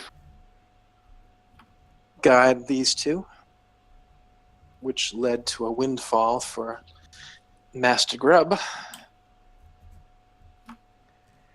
And so the question now is, we need to get out of this district and acquire some things for Grub's next project. And wondering if you could give us some advice. Auntie thought you might have some advice for dealing with Tori. Yes. I was about to suggest that you Well, deal I with can him. get out of the district. I was going to suggest that you deal with him before you deal with Kenley. Kenley is the smuggler. Kenley the shark is the guy who is in charge of the smugglers. He's the one that has a soft spot for kids. He's got a soft spot for kids, and that's why he lets Tori get away with way too much. You could go to Kenley, but because you have a rapport with Tori, you'd probably get a better deal from him. So, for some reason, Auntie thought you might have some insight into how to get Tori to help us without it costing us an arm, a leg, Holtz's reproductive organs. Wait, what? Aziz chuckles. Well, Clementine and I are not going to volunteer for that. Fair enough. Yeah, do whatever you want with me at this point. Aziz gives you a queer look, but returns to the matter at hand. Well, obviously, if you're dealing with Tori, tell him as little as possible. He will ask. Try to approach the topic casually. If you make it seem as if there's more to be seen, his naturally inquisitive nature will bring him to dig far too deep into the matter. I doubt he knows that you were involved with the foreigners, and I doubt he knows that Grubb is involved with whatever you're doing. If you tell him that it's finally time for you to get a passport, then he probably won't think too much of it. What about for them?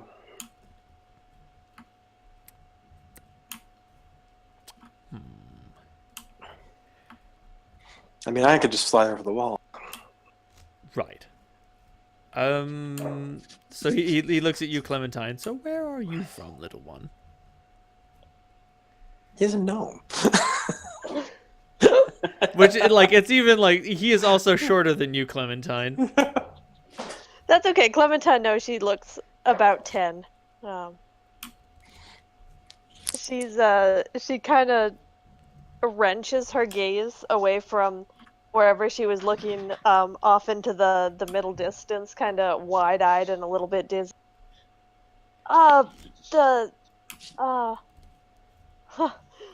It's beautiful in here. He like quirks his head a little bit. Yes, it is, but where are you from, my dear? Oh, Third district. Salandra, sort of behind Clementine at this point, looks over at Aziz, pulls one of her eyes down, and shakes her head a little bit. He comes over to you, Clementine. She's stoned. Yeah, he comes over to you, Clementine, and like offers his hands out so that he may hold your hands. she takes his hands. May I take a closer look?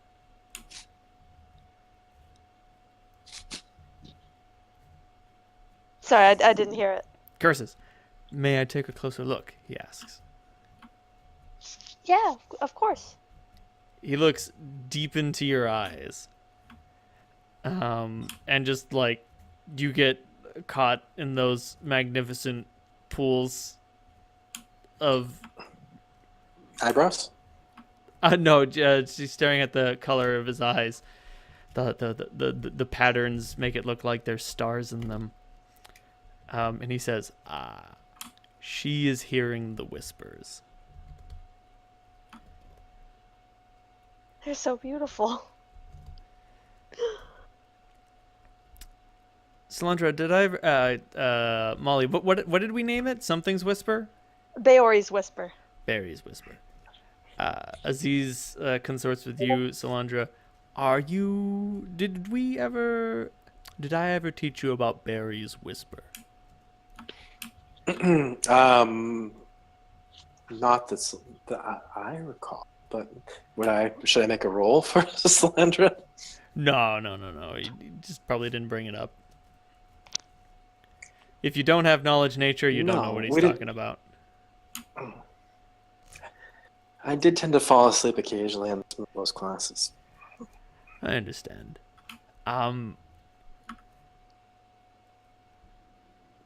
Dogo the Trickster, he made many bizarre compounds, and he left them scattered across Septemport so that we may somehow be able to understand bits and pieces of how he was able to view the world. One of them is Barry's Whisper. Slender rolls her eyes. It supposedly allows the user to hear the city talking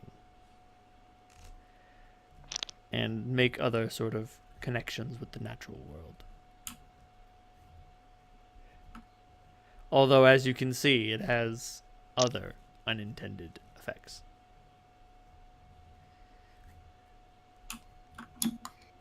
Speaking of unintended effects, how is brother? Interesting. My brother's fine. Good. He's very happy about a little scuffle we just had. And he's a little annoyed with one of my traveling companions. I see. But yes, as far as Tori is concerned, he seems to be having a problem with one of Kenley's men. Oh, damn it! I had the perfect name. No, there it goes.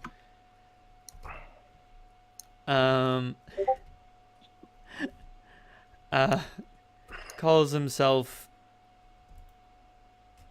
Oh God. You found him. You found Aziz. The only thing he's missing is a little walking stick. Oh, okay. Just grab the walking stick. Sorry. Oh, it's just have you ever seen Madame Gao from yeah, it's just a simple that.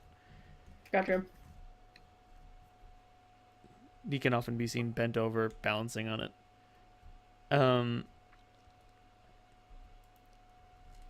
Tori is having a problem with another one of Kenley's friends. He calls himself Samuel the Clown. And you know how Tori is. He wishes he was all grown up. And Samuel is treating him like a little boy, and he doesn't like that very much. That's probably going to be your in to dealing with him. Propose, I don't know, that you make him go away. That you scare him into treating Tori with the respect that he deserves. You know how it is. What is this guy like? Is he someone who no one would mind going away Well, permanently? now Salandra. Well, it's the easiest thing. It's the easiest thing, which means it's probably beneath you. Well, there are smugglers and there are smugglers. Some of Kendry's men could use a nice nap under a trash bin or in a trash crab's gut. He scowls at you. What? Nothing. I thought my... Samuel is an otherwise decent man. He is simply an entertainer for the rest of them. Oh, so he's teasing Tori. I get it. Exactly. Oh. That's a little bit more difficult to deal with.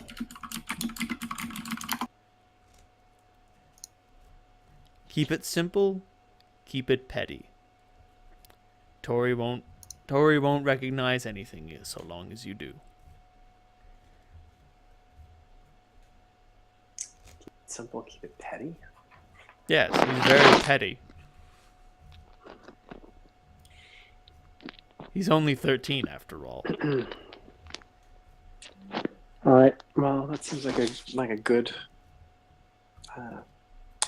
key. We'll talk to Tori next.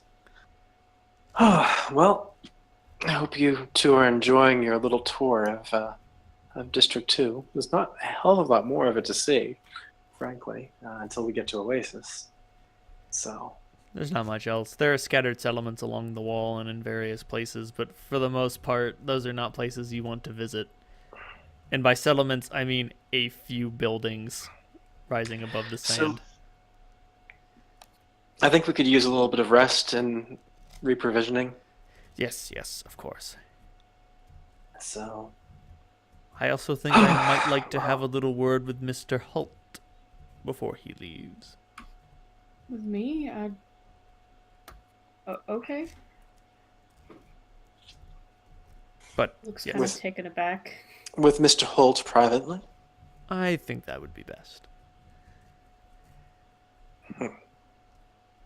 He'll tell you when he's ready. But, Salandra, Clementine, this is my home. It is open to you. You may read of its books, partake of its food, drink its drink.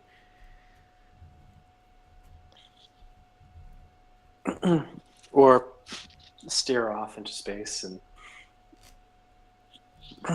enjoy the mystical patterns that only you can see. Clementine makes no indication that she heard you because she is staring off into space, staring at mystical patterns that only she can see. Sigh. I put one hand on on her shoulders and start steering her. She will go where she is steered. Now that the adrenaline is worn Nice. off, she just kind of wants to ride the wave. I'll take her to some. Alright, I guess I'll catch up with you. Sounds good. Aziz often has very good information, so. Holt does not look sure. He's a good man. That much I can see. Holt, shall we go to Vampires Know We're Just Edgy real quick? Come along, tiny one. Cap, let's go to the Vampire channel. Oh, the vampire one? Okay. Secret mission! Time for some secret mission. I figured it would be appropriate considering your bloodlust. Yeah. Blood loss, blood regained. Stay young the vampire way. Drink this much human blood every day. Anyway. Hello, young man. Pidge, hi. More pizza. No, but you can grab me a bev. Okay. Quietly. Grab me a bev. Thank Grab me a quiet bev. you.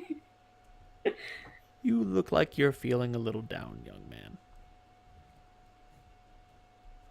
Fine, it was a tough journey through the desert. Not used to the desert. Oh, yes. Certainly tough, especially for someone with your condition. I'm not sure I get what you're saying. I can hear your heart pumping from here, young man. Either you have an overeager heart, an overactive pituitary gland, an overactive adrenal gland, or you, like the little one, like your medicine, if you will. So what if I am?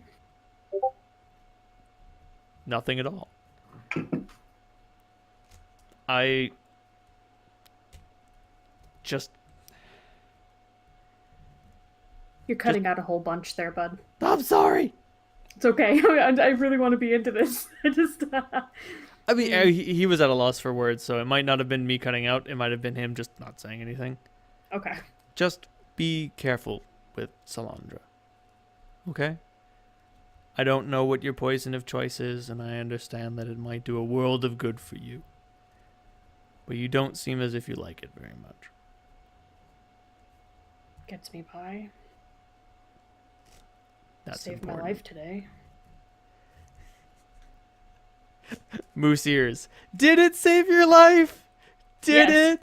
Definitely. I mean, if you had had a 22 armor class, it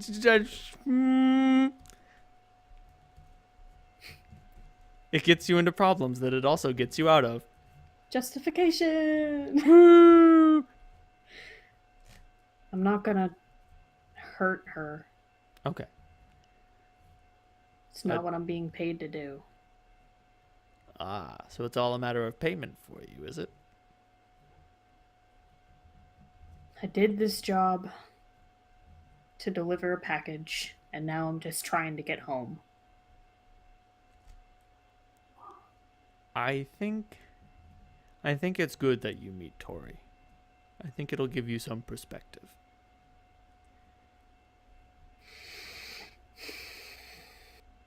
Maybe it will.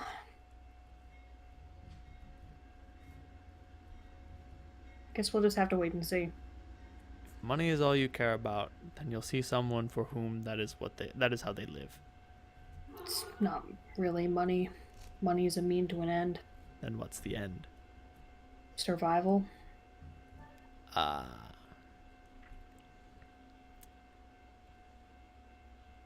I think you'll be coming head to head with something that threatens your survival very soon. That's not cryptic at all. No, certainly not.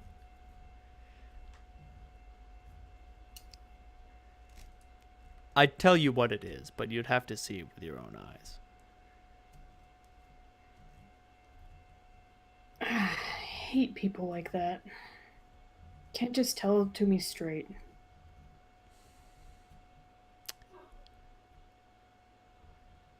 Starting to think that get some sort of sick satisfaction over this seeing it firsthand bullshit. All right, then. Let me explain it to you by telling a story. Do you know how it is that Septemport was created? Vaguely. It was created by the creator. He created the city for a very important reason. What that reason is, we don't yet know. That information passed with his son. And do you know why his son came to us? No idea. Because the city was under siege by a terrible demon and his monstrous legions. Oh yeah, I know all about those. Good. That's all you need to know.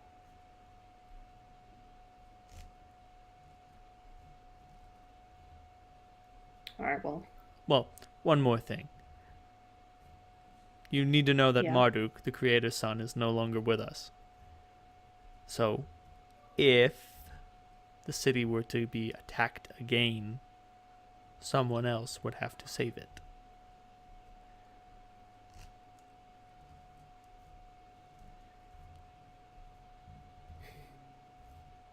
But I think that you and I would agree that's a very big if, right? Oh yeah, definitely. A city the size of a huge mountain, it would have to take an ungodly force to threaten it. I think on that matter we can both agree. He just nods solemnly. Good. Now pick yourself up, young man. There's a long march ahead of you.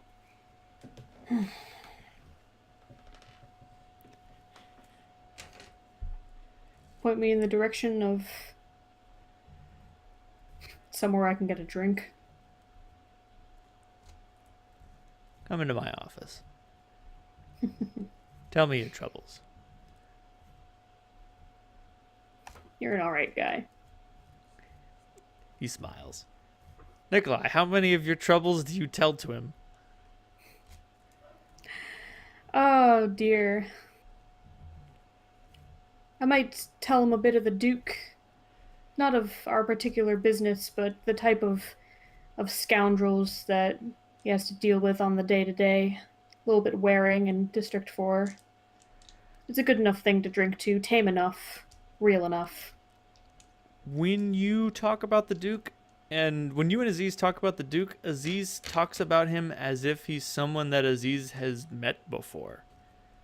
As if he is someone that Aziz used to know a long time ago.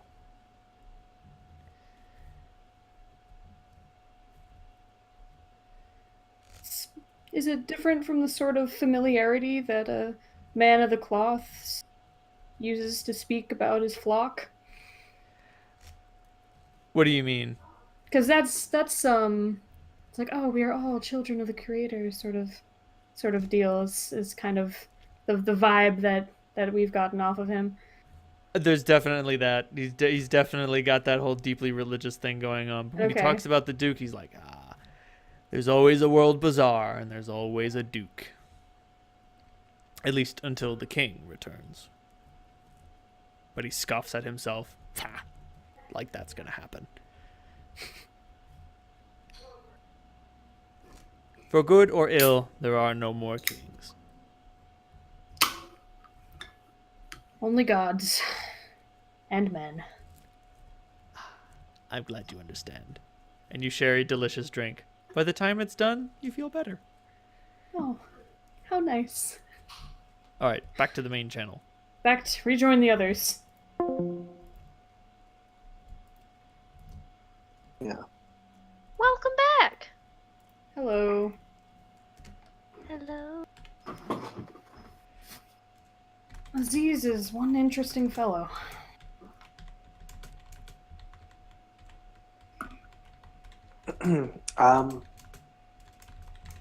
That's not the worst thing I've ever heard about him. Holt shrugs. He's a good conversationalist. You can see why people would come here.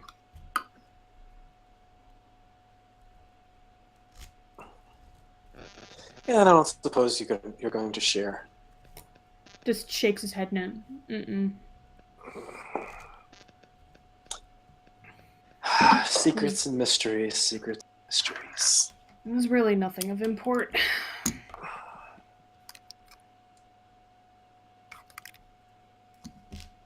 And nothing that's going to affect the next leg of our mission.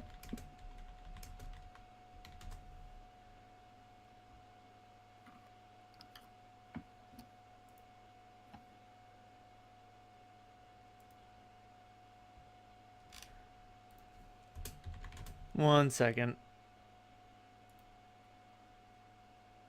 There we go.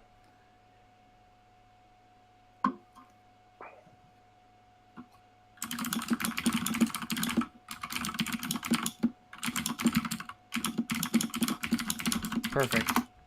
Wow, someone knows how to type. Sorry. I have a Kev's, mechanical keyboard. Yeah, Cap's keyboard sounds like fucking gunshots. I love it. Yeah, because that's totally normal. Not the keyboard, the GIF that I posted. Oh, thank you. Like I I'm just gonna wanted save that. For reasons. like I just wanted to express like properly visually How much like blood? how much blood, like absurd. Fun fact, Well, in that clip like they Jishiro didn't Mifune, so of course he can do that. Of course, but like actually, that the rig wasn't supposed to work that way. Like that was they did a number of takes with that rig, and that was one of the times it malfunctioned. And they were like, "Nah, put it in the movie. It looks great." And if I recall correctly, that's what inspired Tarantino to make like this Yeah. clip itself inspired him. He's a big fan. But I'll yeah, watch this movie again. it's a good movie. Very good. It's a good movie. It's a good movie. I have to say, when it comes to like just sheer physical presence, Mifune really just nobody else really compares. He just had a coolness that, it's like even, I mean, even like in the westerns and stuff, you don't have anyone who's like quite as awesome as him. One of the things that I heard about Kurosawa as a director is that he would ask all of his really important actors to try to distill their characters down to a single gesture. And what was And- Mifune's? Mifune as Sanjuro, as the Yojimbo, his gesture was the shoulder shift thing. Okay, yeah, I think I remember that. So like whenever he's walking, he just like rolls one shoulder and then rolls the other shoulder, and just like it's supposed to represent his sort of indifference but tenseness. Didn't Clint Eastwood kind of copy that a little bit for like the Fistful of Dollars and trying to remember. I haven't seen those movies in a long. I'm not too sure. But like similarly, Kanbei, the leader of the Seven Samurai, he does this thing where he always rubs his head just like when he's really frustrated and I do that all the time. Right. Everyone with a shaved head does that. I Right. can confirm. And like that was just the gesture that he distilled himself down to, just like constantly beleaguered, always a little worried, trying to plan out his next move. And like a great way to express that is a thoughtful expression and a rubbing of the head. Very cool. But I love the Seven Samurai. That's like one of my favorite movies. so good. But right now you will all Yeah. will all rest the night in Aziz's temple and have dreams of Seven Samurai. Excellent. Got shot in the gut. Better kill the guy who shot me. That's what I'm talking about. Like, come on. That's what I'm talking about. No. Clementine, eventually you come down. And like it's If anyone is around Clementine when this happens, she just seems extremely down and sad. I was about to say it's a super sad come down. Like it's generally not a happy occasion when you no longer hear the whispers, but in this place, like like it's like the magic has been sucked out of it. Now it's all just like candle and rocks and fucking who gives a shit? Books, fuck it. Oh, It's a perfect time for sleeping. it is. Is there any business anyone else would like to take care of before the next day dawns? Resupply. Yep, we need additional food. Y'all can What is take it? 2 days to back to Oasis, it is let me check at the map. or is it 3 days? About to say, I think it's 3 days all the way back to Oasis. That being said, Where's Tori? Is he at Oasis? Or? he is not in Oasis. He's in a little settlement that isn't even on the map. It's beyond okay. Oasis. How far is it from here? It's up against the wall between the districts, located roughly in between Oasis and the water treatment plant. So like, you see that little section of the wall north of the wilds? It's like somewhere around there. Jesus. We really are traversing from one end of district of You of truth to guys the other. are going all over the damn place. The place you are going to is a tiny little hole in the wall of the name of Scrabster. Well, that sounds like a fun place to visit and kill people. It's fucking great. If there is nothing else that you would like to do on the way there, if you guys have 4 days worth of food and water, you can just sort of make the march without worry. Okay. I think we can handle that. Sounds good. Sounds good. Holt's bloodlust will hold him through that period. I'm fine. I'm a fighter. I fight things. Don't think about it too hard. He's back to his grumpy self.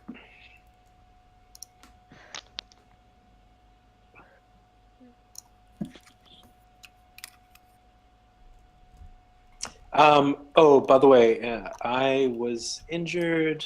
How much will I recover at the temple? You will recover.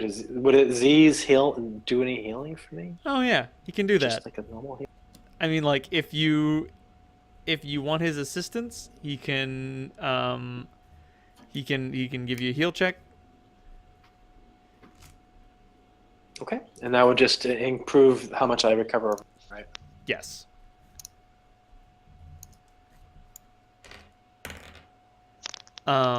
So restore your level plus your Constitution modifier times 3. Oh, okay. Well, I think that solves the problem altogether. But you don't know what it is about Aziz's temple. One night's rest there is like 2 nights rest in other places. It's like 2 nights rest in your flop. Well, yeah, my flop. That's not surprising. Your flop is basically a coffin motel. Yeah, my flop is basically a place where there are a lot of books and like a space where I can fit my body. And it doesn't have much in the way of conventional accoutrements like doors and things like that because, well, I can fly. So So fuck it. Doors are expensive, Salandra. stairs those? leading up to it, just that's only convenient for other people, not for me. Power of flight. It's a beautiful thing. So without any ado or aplomb, you are coming up quickly on Scrabster.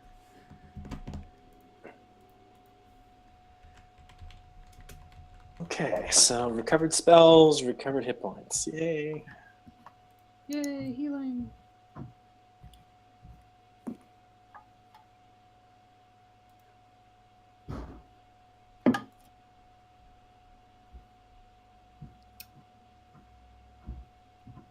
I'm trying to find...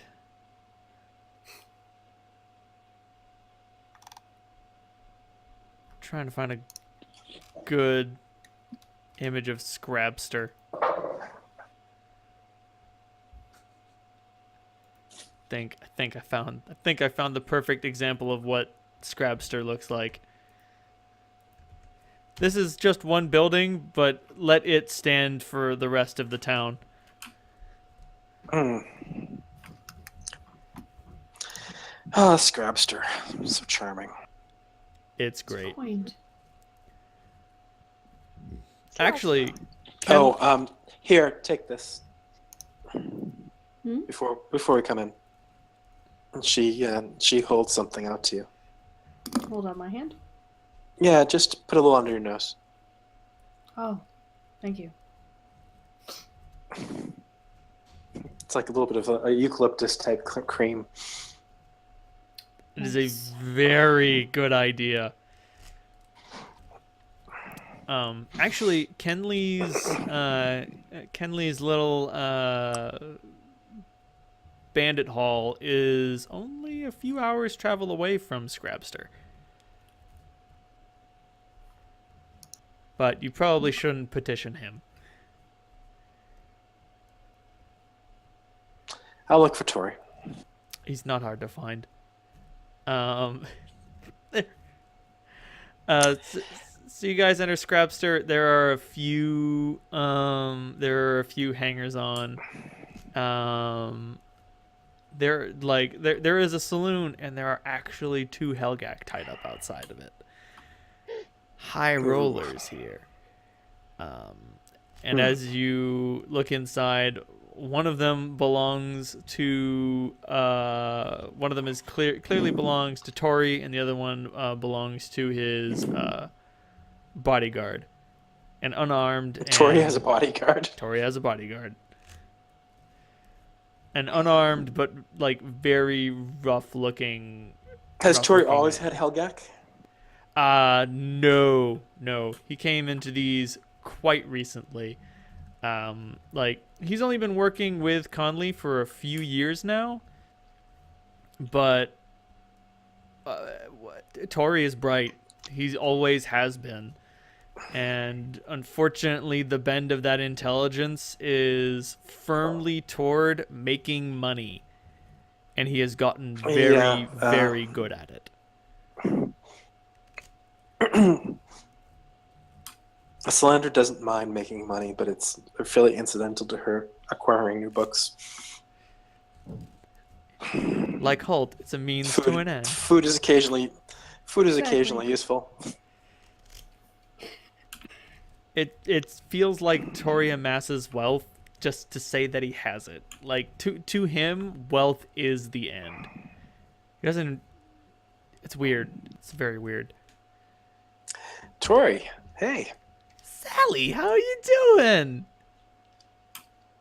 Come over here with that tattooed head of yours. She gives him a little.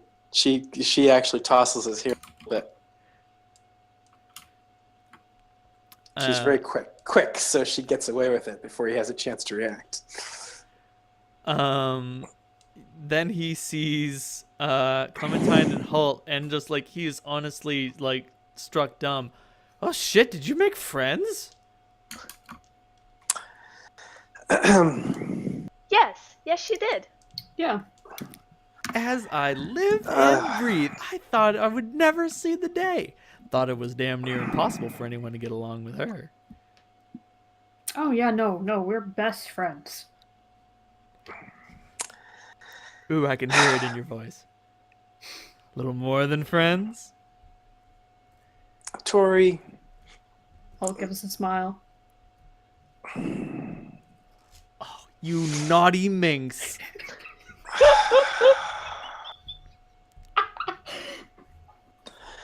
I really don't want to kill any of you, but it's becoming a possibility. Urge to kill rising. End my suffering. Tori, where'd you get these smelly things? Are you gesturing toward the Helgak? Yeah. Bottom. They were pretty penny, mind you. But, you know, Stark and I need to travel in style, you know what I mean? The travel and a bit of stench, I suppose. Hey, they get us from A to B. They get us there fast. So, I guess you're moving up. That's right. Literally. Aziz always told me that youth was wasted on the young, and what can I say? I wanted to prove him wrong. Well, if you can't fly in your own right, I suppose things will do. Hey, not all of us got those elfie gifts like you got.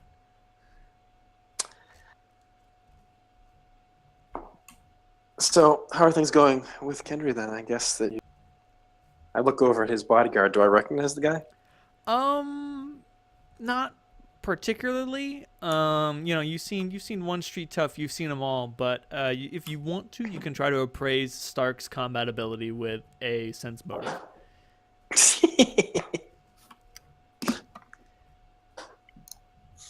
Wisdom is an underrated skill, underrated attribute. Who needs wisdom, right? 16. Fuck it. 16. You get the impression that Stark could probably stand up to the three of you. Together. Right. He's. It would definitely be a close fight, and if you fought smart, you'd probably be able to beat him. But he's just sort of got this quiet, reserved, wiry strength. When you take another look, like he appraises each of you in turn, gives a small yawn, and you can see that his tongue has been cut out. Charming. Okay. He doesn't seem too upset about it.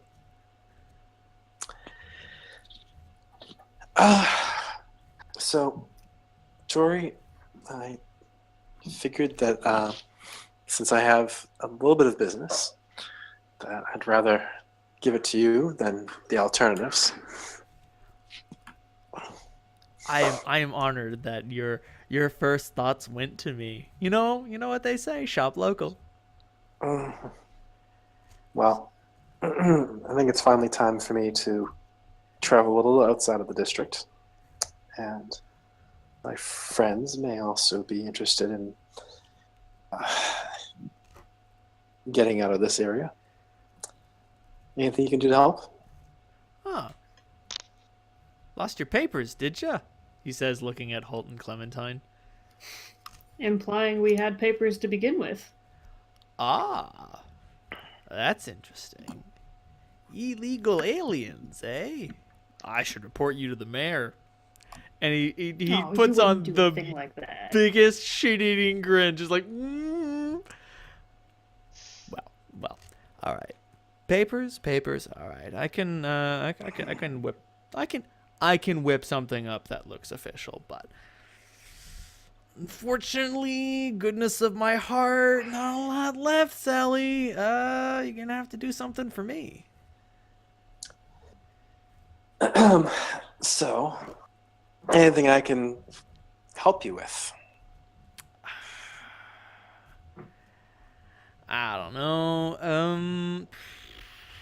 Let's put it this way: if you've got 3,500 chunks of gold coin, you just slam those right on this table right now, and it's all yours. Well, I'm a professional. I do things for people. I can get things done pretty well. Perhaps there's something else that you would find useful. He looks I at. hear that sometimes you may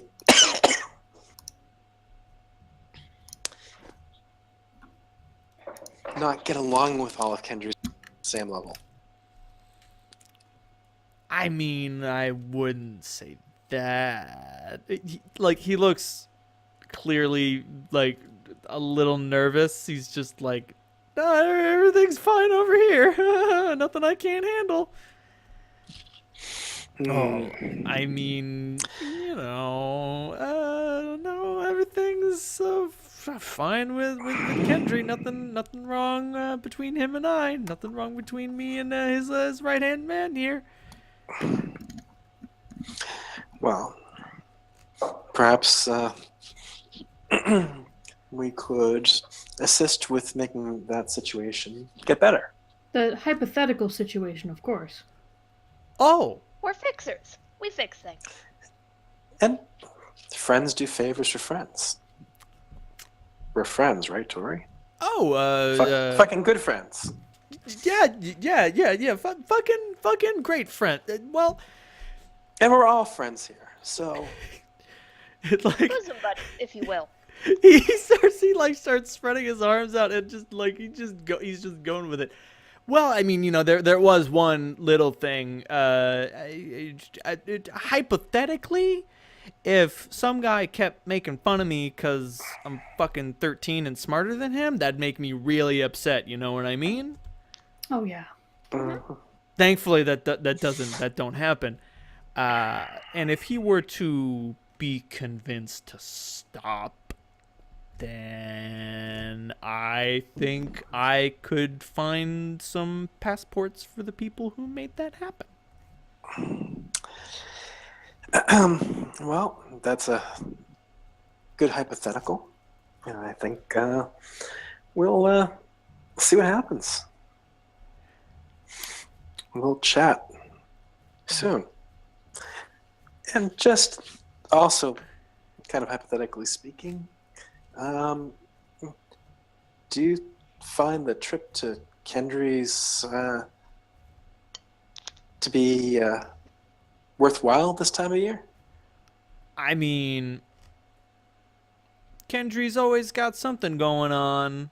And I mean, you could walk from here to there with a golden plate on your head. And so long as you had his blessing, you'd be safe. But is that where we could find particular types of trouble? Oh, yeah. Definitely. I mean, if one of Kendry's men were to treat me unkindly, then that's where you'd find him. He doesn't venture too far away. I hear what you're saying. Stark is Picking up what looking. you're putting down. Stark is looking at all this like he does not give a shit.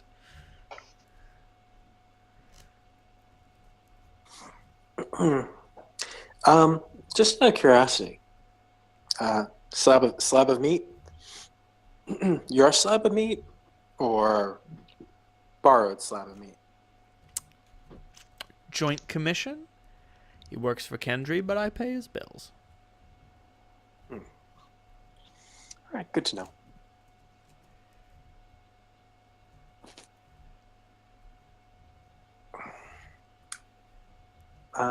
Torian, it's always fucking awesome to talk to you. I'm so glad you think so, Sally. You'd be surprised. A lot of people don't like it. I don't know why. Well, I can't imagine. You're gonna be such a interesting person when you grow up. I mean, I like to think I'm an interesting person right now. Yeah, but I like kids. All right.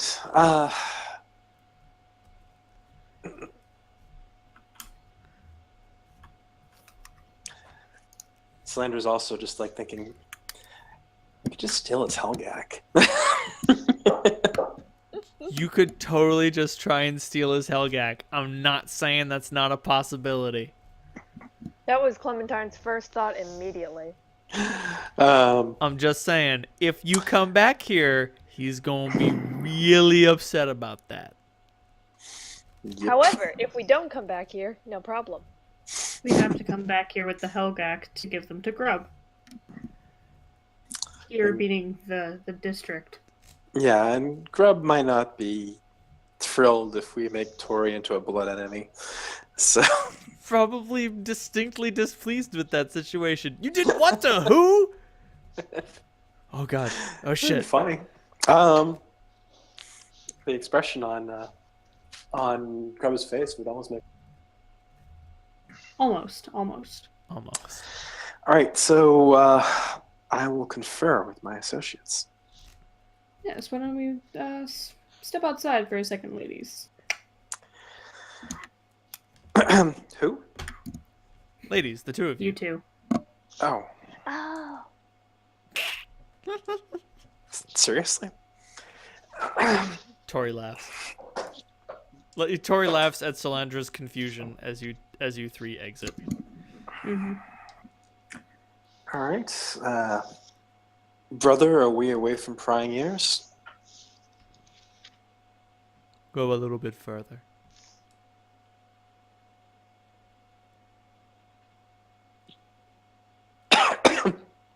Does brother respond to that at all? Oh, pardon me. Brother suggests that you go a little bit further away. Just maybe a few buildings down instead. Good idea.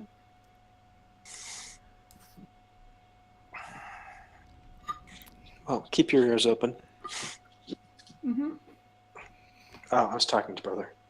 Oh. Sorry, I can't tell.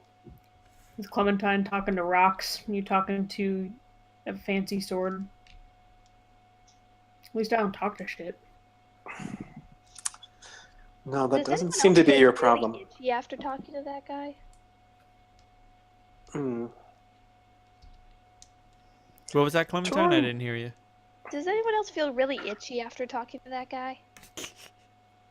Tori's still a boy. He still has a. He might not go as badly as he seems like he's going.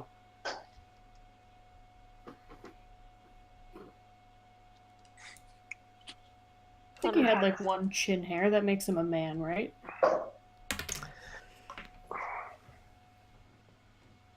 I'm joking. That was a joke. Yeah. He had a tough life. So. Hmm. And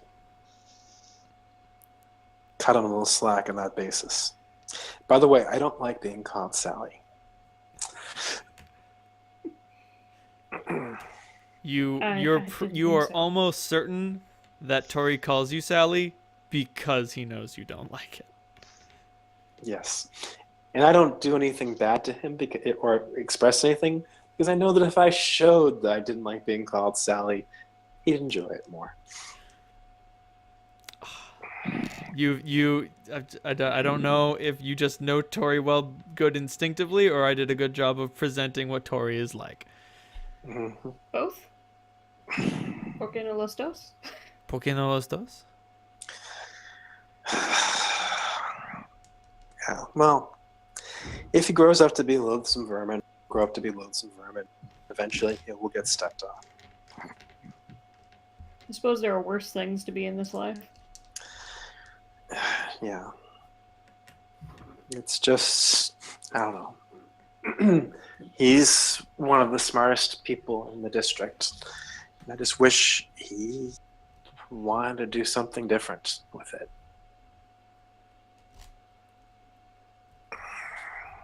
He's got plenty of time left.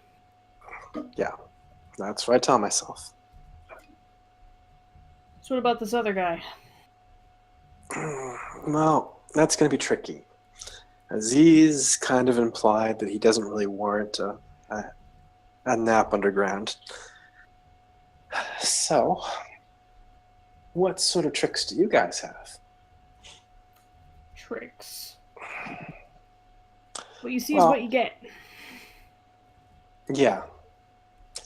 We've seen some interesting things. He sort of looks to the ground.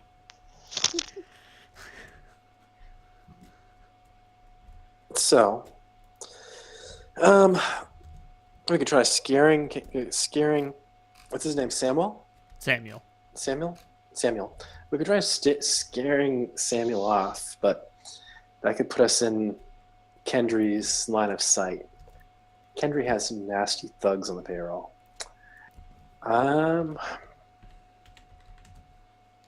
That Stark. I have no idea how he managed to get Stark to work for him. Stark's dangerous. He looked particularly large and imposing. It's funny, I'm not sure. If it wasn't for the fact that Stark doesn't speak or seem to communicate in any normal sort of way, I almost think he's Kendry's spy. Because anyone with any brains knows that at some point, Tori's going to want to take Kendry's everything. So it's just a matter of when he thinks he can get away with it.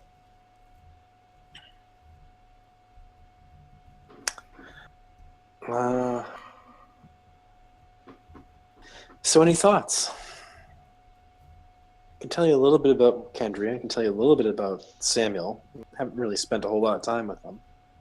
I mean, obviously, humiliating Samuel could be a good way of going about this. If he's embarrassed and loses prestige, that would that would make his taunting of Tori a little bit less effective. And would probably amuse Tori greatly. Yes. Now, of course, it could go the other way, in which case he'd decide to double down on going after Tori in order to make himself look bigger. Oh. Yeah, but if you reach the point where you're so low that your way to climb back up the ladder is making fun of a 13-year-old kid, like, I don't know how you're gonna need a fucking expert class PhD spin doctor to make people believe that shit. Clementine,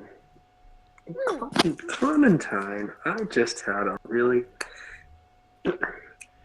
Now, if I remember, some of the people, you nature people, whatever you call yourselves, can take other forms. Oh yeah, absolutely. It's just kind of a hassle to do it in the middle of battle because I have to take off all my armor, pants, and my shoes. But yeah, I can do that. Actually, I looked it up. Oh. Your equipment just sort of fuses and melds into your body and is otherwise useless. Oh, sweet. Okay, cool. Yeah. All right, that seems a lot more useful. the stripping all of your armor off and seems like it might take a while. Well,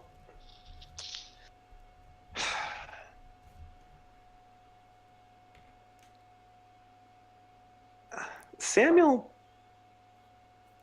well, I'm just trying to visualize how Samuel would react if, he had a kind of seductive halfling who suddenly turned into a bear while she was maybe sitting in his lap or something like that. I think that he might be...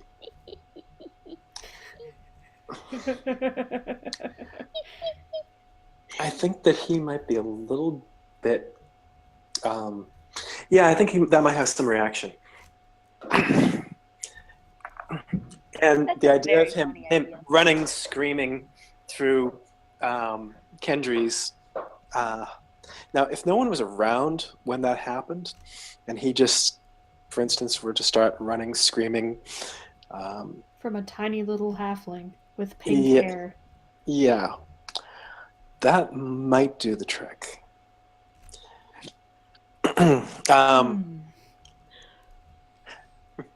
Does this, from what my knowledge of Kendry and the setup there, does this seem like something that could bear fruit? This sounds like something that could definitely work. If you can get Samuel alone with Clementine in a place where no one sees exactly what's happening, but everyone can see the aftermath, then this could be incredibly effective.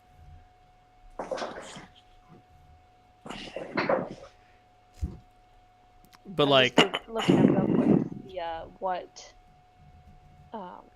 animals I can turn into at this level. but like, I mean, just turn into a wolf. It'll work.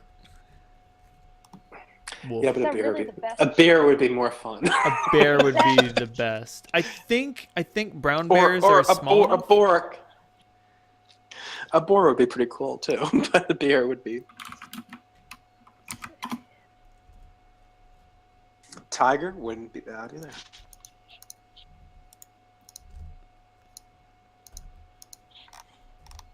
Man, Zoe played a druid in one of my games for a very short amount of time, and she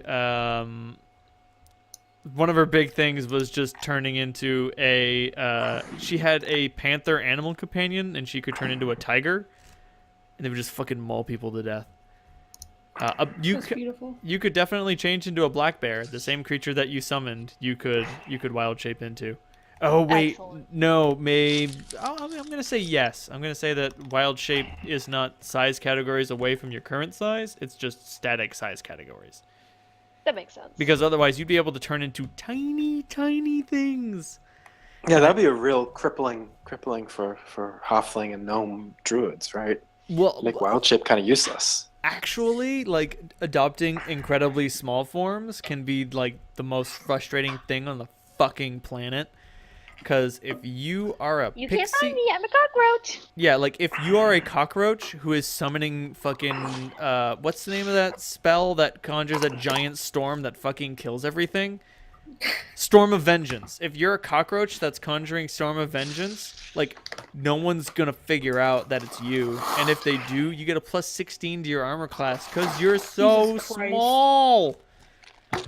It's That's absurd. fucking insane. Like I saw somebody who was playing a pixie sorcerer, and like pixie, like literally the size of your thumb, but can summon lightning bolts. So is Storm of Vengeance actually a good spell? I was looking at it, and it takes such a long time to have any real effect. Can't things just sort of run out of the radius of it? I mean, it's not really useful for like if you're fighting something of equivalent challenge rating. Like if you're a level 20 druid and you're fighting another level 20 wizard, Storm of Vengeance is going to be useless. But if you're a level 20 druid and you're fighting a fucking army, An army? yeah, Storm of Vengeance will fuck that army up. Nice. Yeah, there's a grand hex that I can eventually learn that's Storm of Vengeance combined with Earthquake. Oh That sounds god. dumb. Jesus Christ, is it the fucking plagues of By Egypt? dumb, I mean awesome. We got some fucking frogs now? Jesus Christ. Okay, so did any of you guys read the Animorph books? No. I did. Okay. Okay. Or I watched the So there's series, I didn't read the book. Okay, fair. The series was pretty good. There's a part in the books where they time travel, and Cassie, who is a black girl, meets some white supremacists, and they're giving her shit. And she's like, "Oh, would you like me better if I was white?" And then she morphs into a fucking polar bear. Yep. Iconic. That would be Fucking good. Iconic. like Storm of Vengeance versus Giant Army. First, it deafens them all, so now their ability to convey orders amongst each other is totally fucked. The Acid Rain is going to either kill or like ruinously injure every conscript. The Bolts of Lightning will kill all the commanders, and then the Hailstones will kill everyone else. In 4 rounds, you can kill. It's a 360-foot radius, so that's 720-foot diameter. Yep. So a couple of football fields worth of. A couple football nastiness. fields worth of fucking. Oh my! That phalanx is ruined. They're all dead. They're bred, Jim. All of them. But yeah, Okay, so like, well, what? that's potentially interesting. And like, not only There's some that, good Grand Hexes, but like, you can cast it and from. it's not going to be a problem for a long No. time. But just like this is also if it also includes earthquake in the effect, then there is absolutely no way they can get out. Like they're flopping around, they're trying to run, and they just can't. And like you can cast this spell. The other huge thing is that you can cast it from like the range is 400 feet plus 40 feet per level, so you can cast it from like 1,200 feet away. So basically, it's good for attacking a town or an army. Oh my god, that town would be so fucked. That town is over. Jesus Christ. Features 5 feet away, gain concealment. And like, to up the ante, if you can get your own guys in there, like if you start the Storm of Vengeance and then a certain strike team of very powerful adventurers dimension door into the effect, they like 1d6 points of acid damage and 5d6 points of hailstone damage. That's fucking nothing. And if you don't aim the lightning bolts at them, it doesn't matter. And if they have some magic gear that allow them to get around the incredibly heavy rain, they will just like fuck up anyone you want them to fuck up. But yeah. Sorry about that digression. But just like holy shit. Fascinating. Storm of Vengeance. It's great. It's a great thing for like NPCs to use. For player characters, there's generally not a lot of like usability. Right. The name of the hex is called Natural Disaster. Fucking same. Oh, Jesus Christ. Relatable. Relatable content.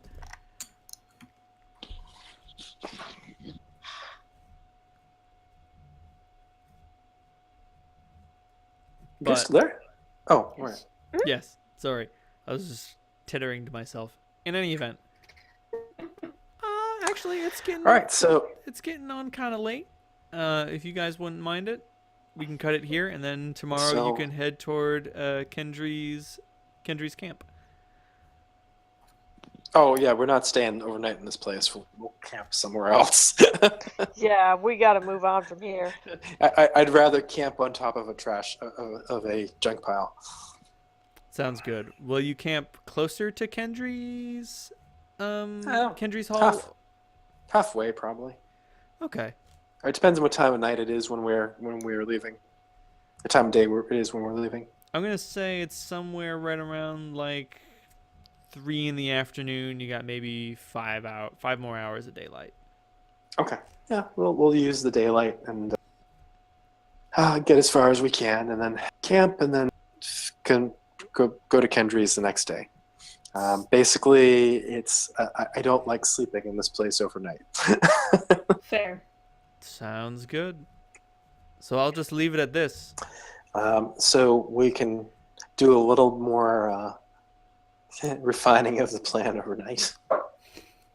So Do you think he'd be more scared of a bear or a hyena? Keeping in mind, hyena, I can laugh. It That's depends a on good how many. point. It depends on how many clothes. Yeah, but if you laugh, then it'll be obvious. Oh. If Well, you it's a hyena laugh. Yeah. No, but I mean, it's you don't want to roar as a bear or make noise. You want to make this as embarrassing for him as possible. So, I mean, if there happen to be, clothes happen to be off and Oh, yeah, I can make blindfolds. that work. Yeah. Though the thing about a blindfold is that if I can't roar, then Well, he's I not was going to be able to drag him. if, for instance, he had a blindfold and then you licked him on the face and licked the blindfold off,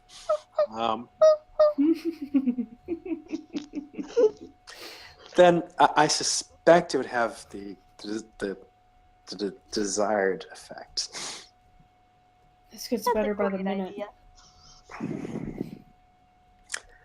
But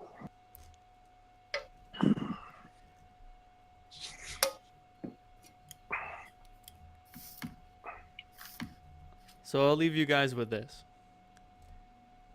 You guys go to sleep. You leave Brother watch. In the middle of the night, Solandra, you get a message. There's somebody here. from brother, Yes. all right. What's the message? He just says, there's somebody here.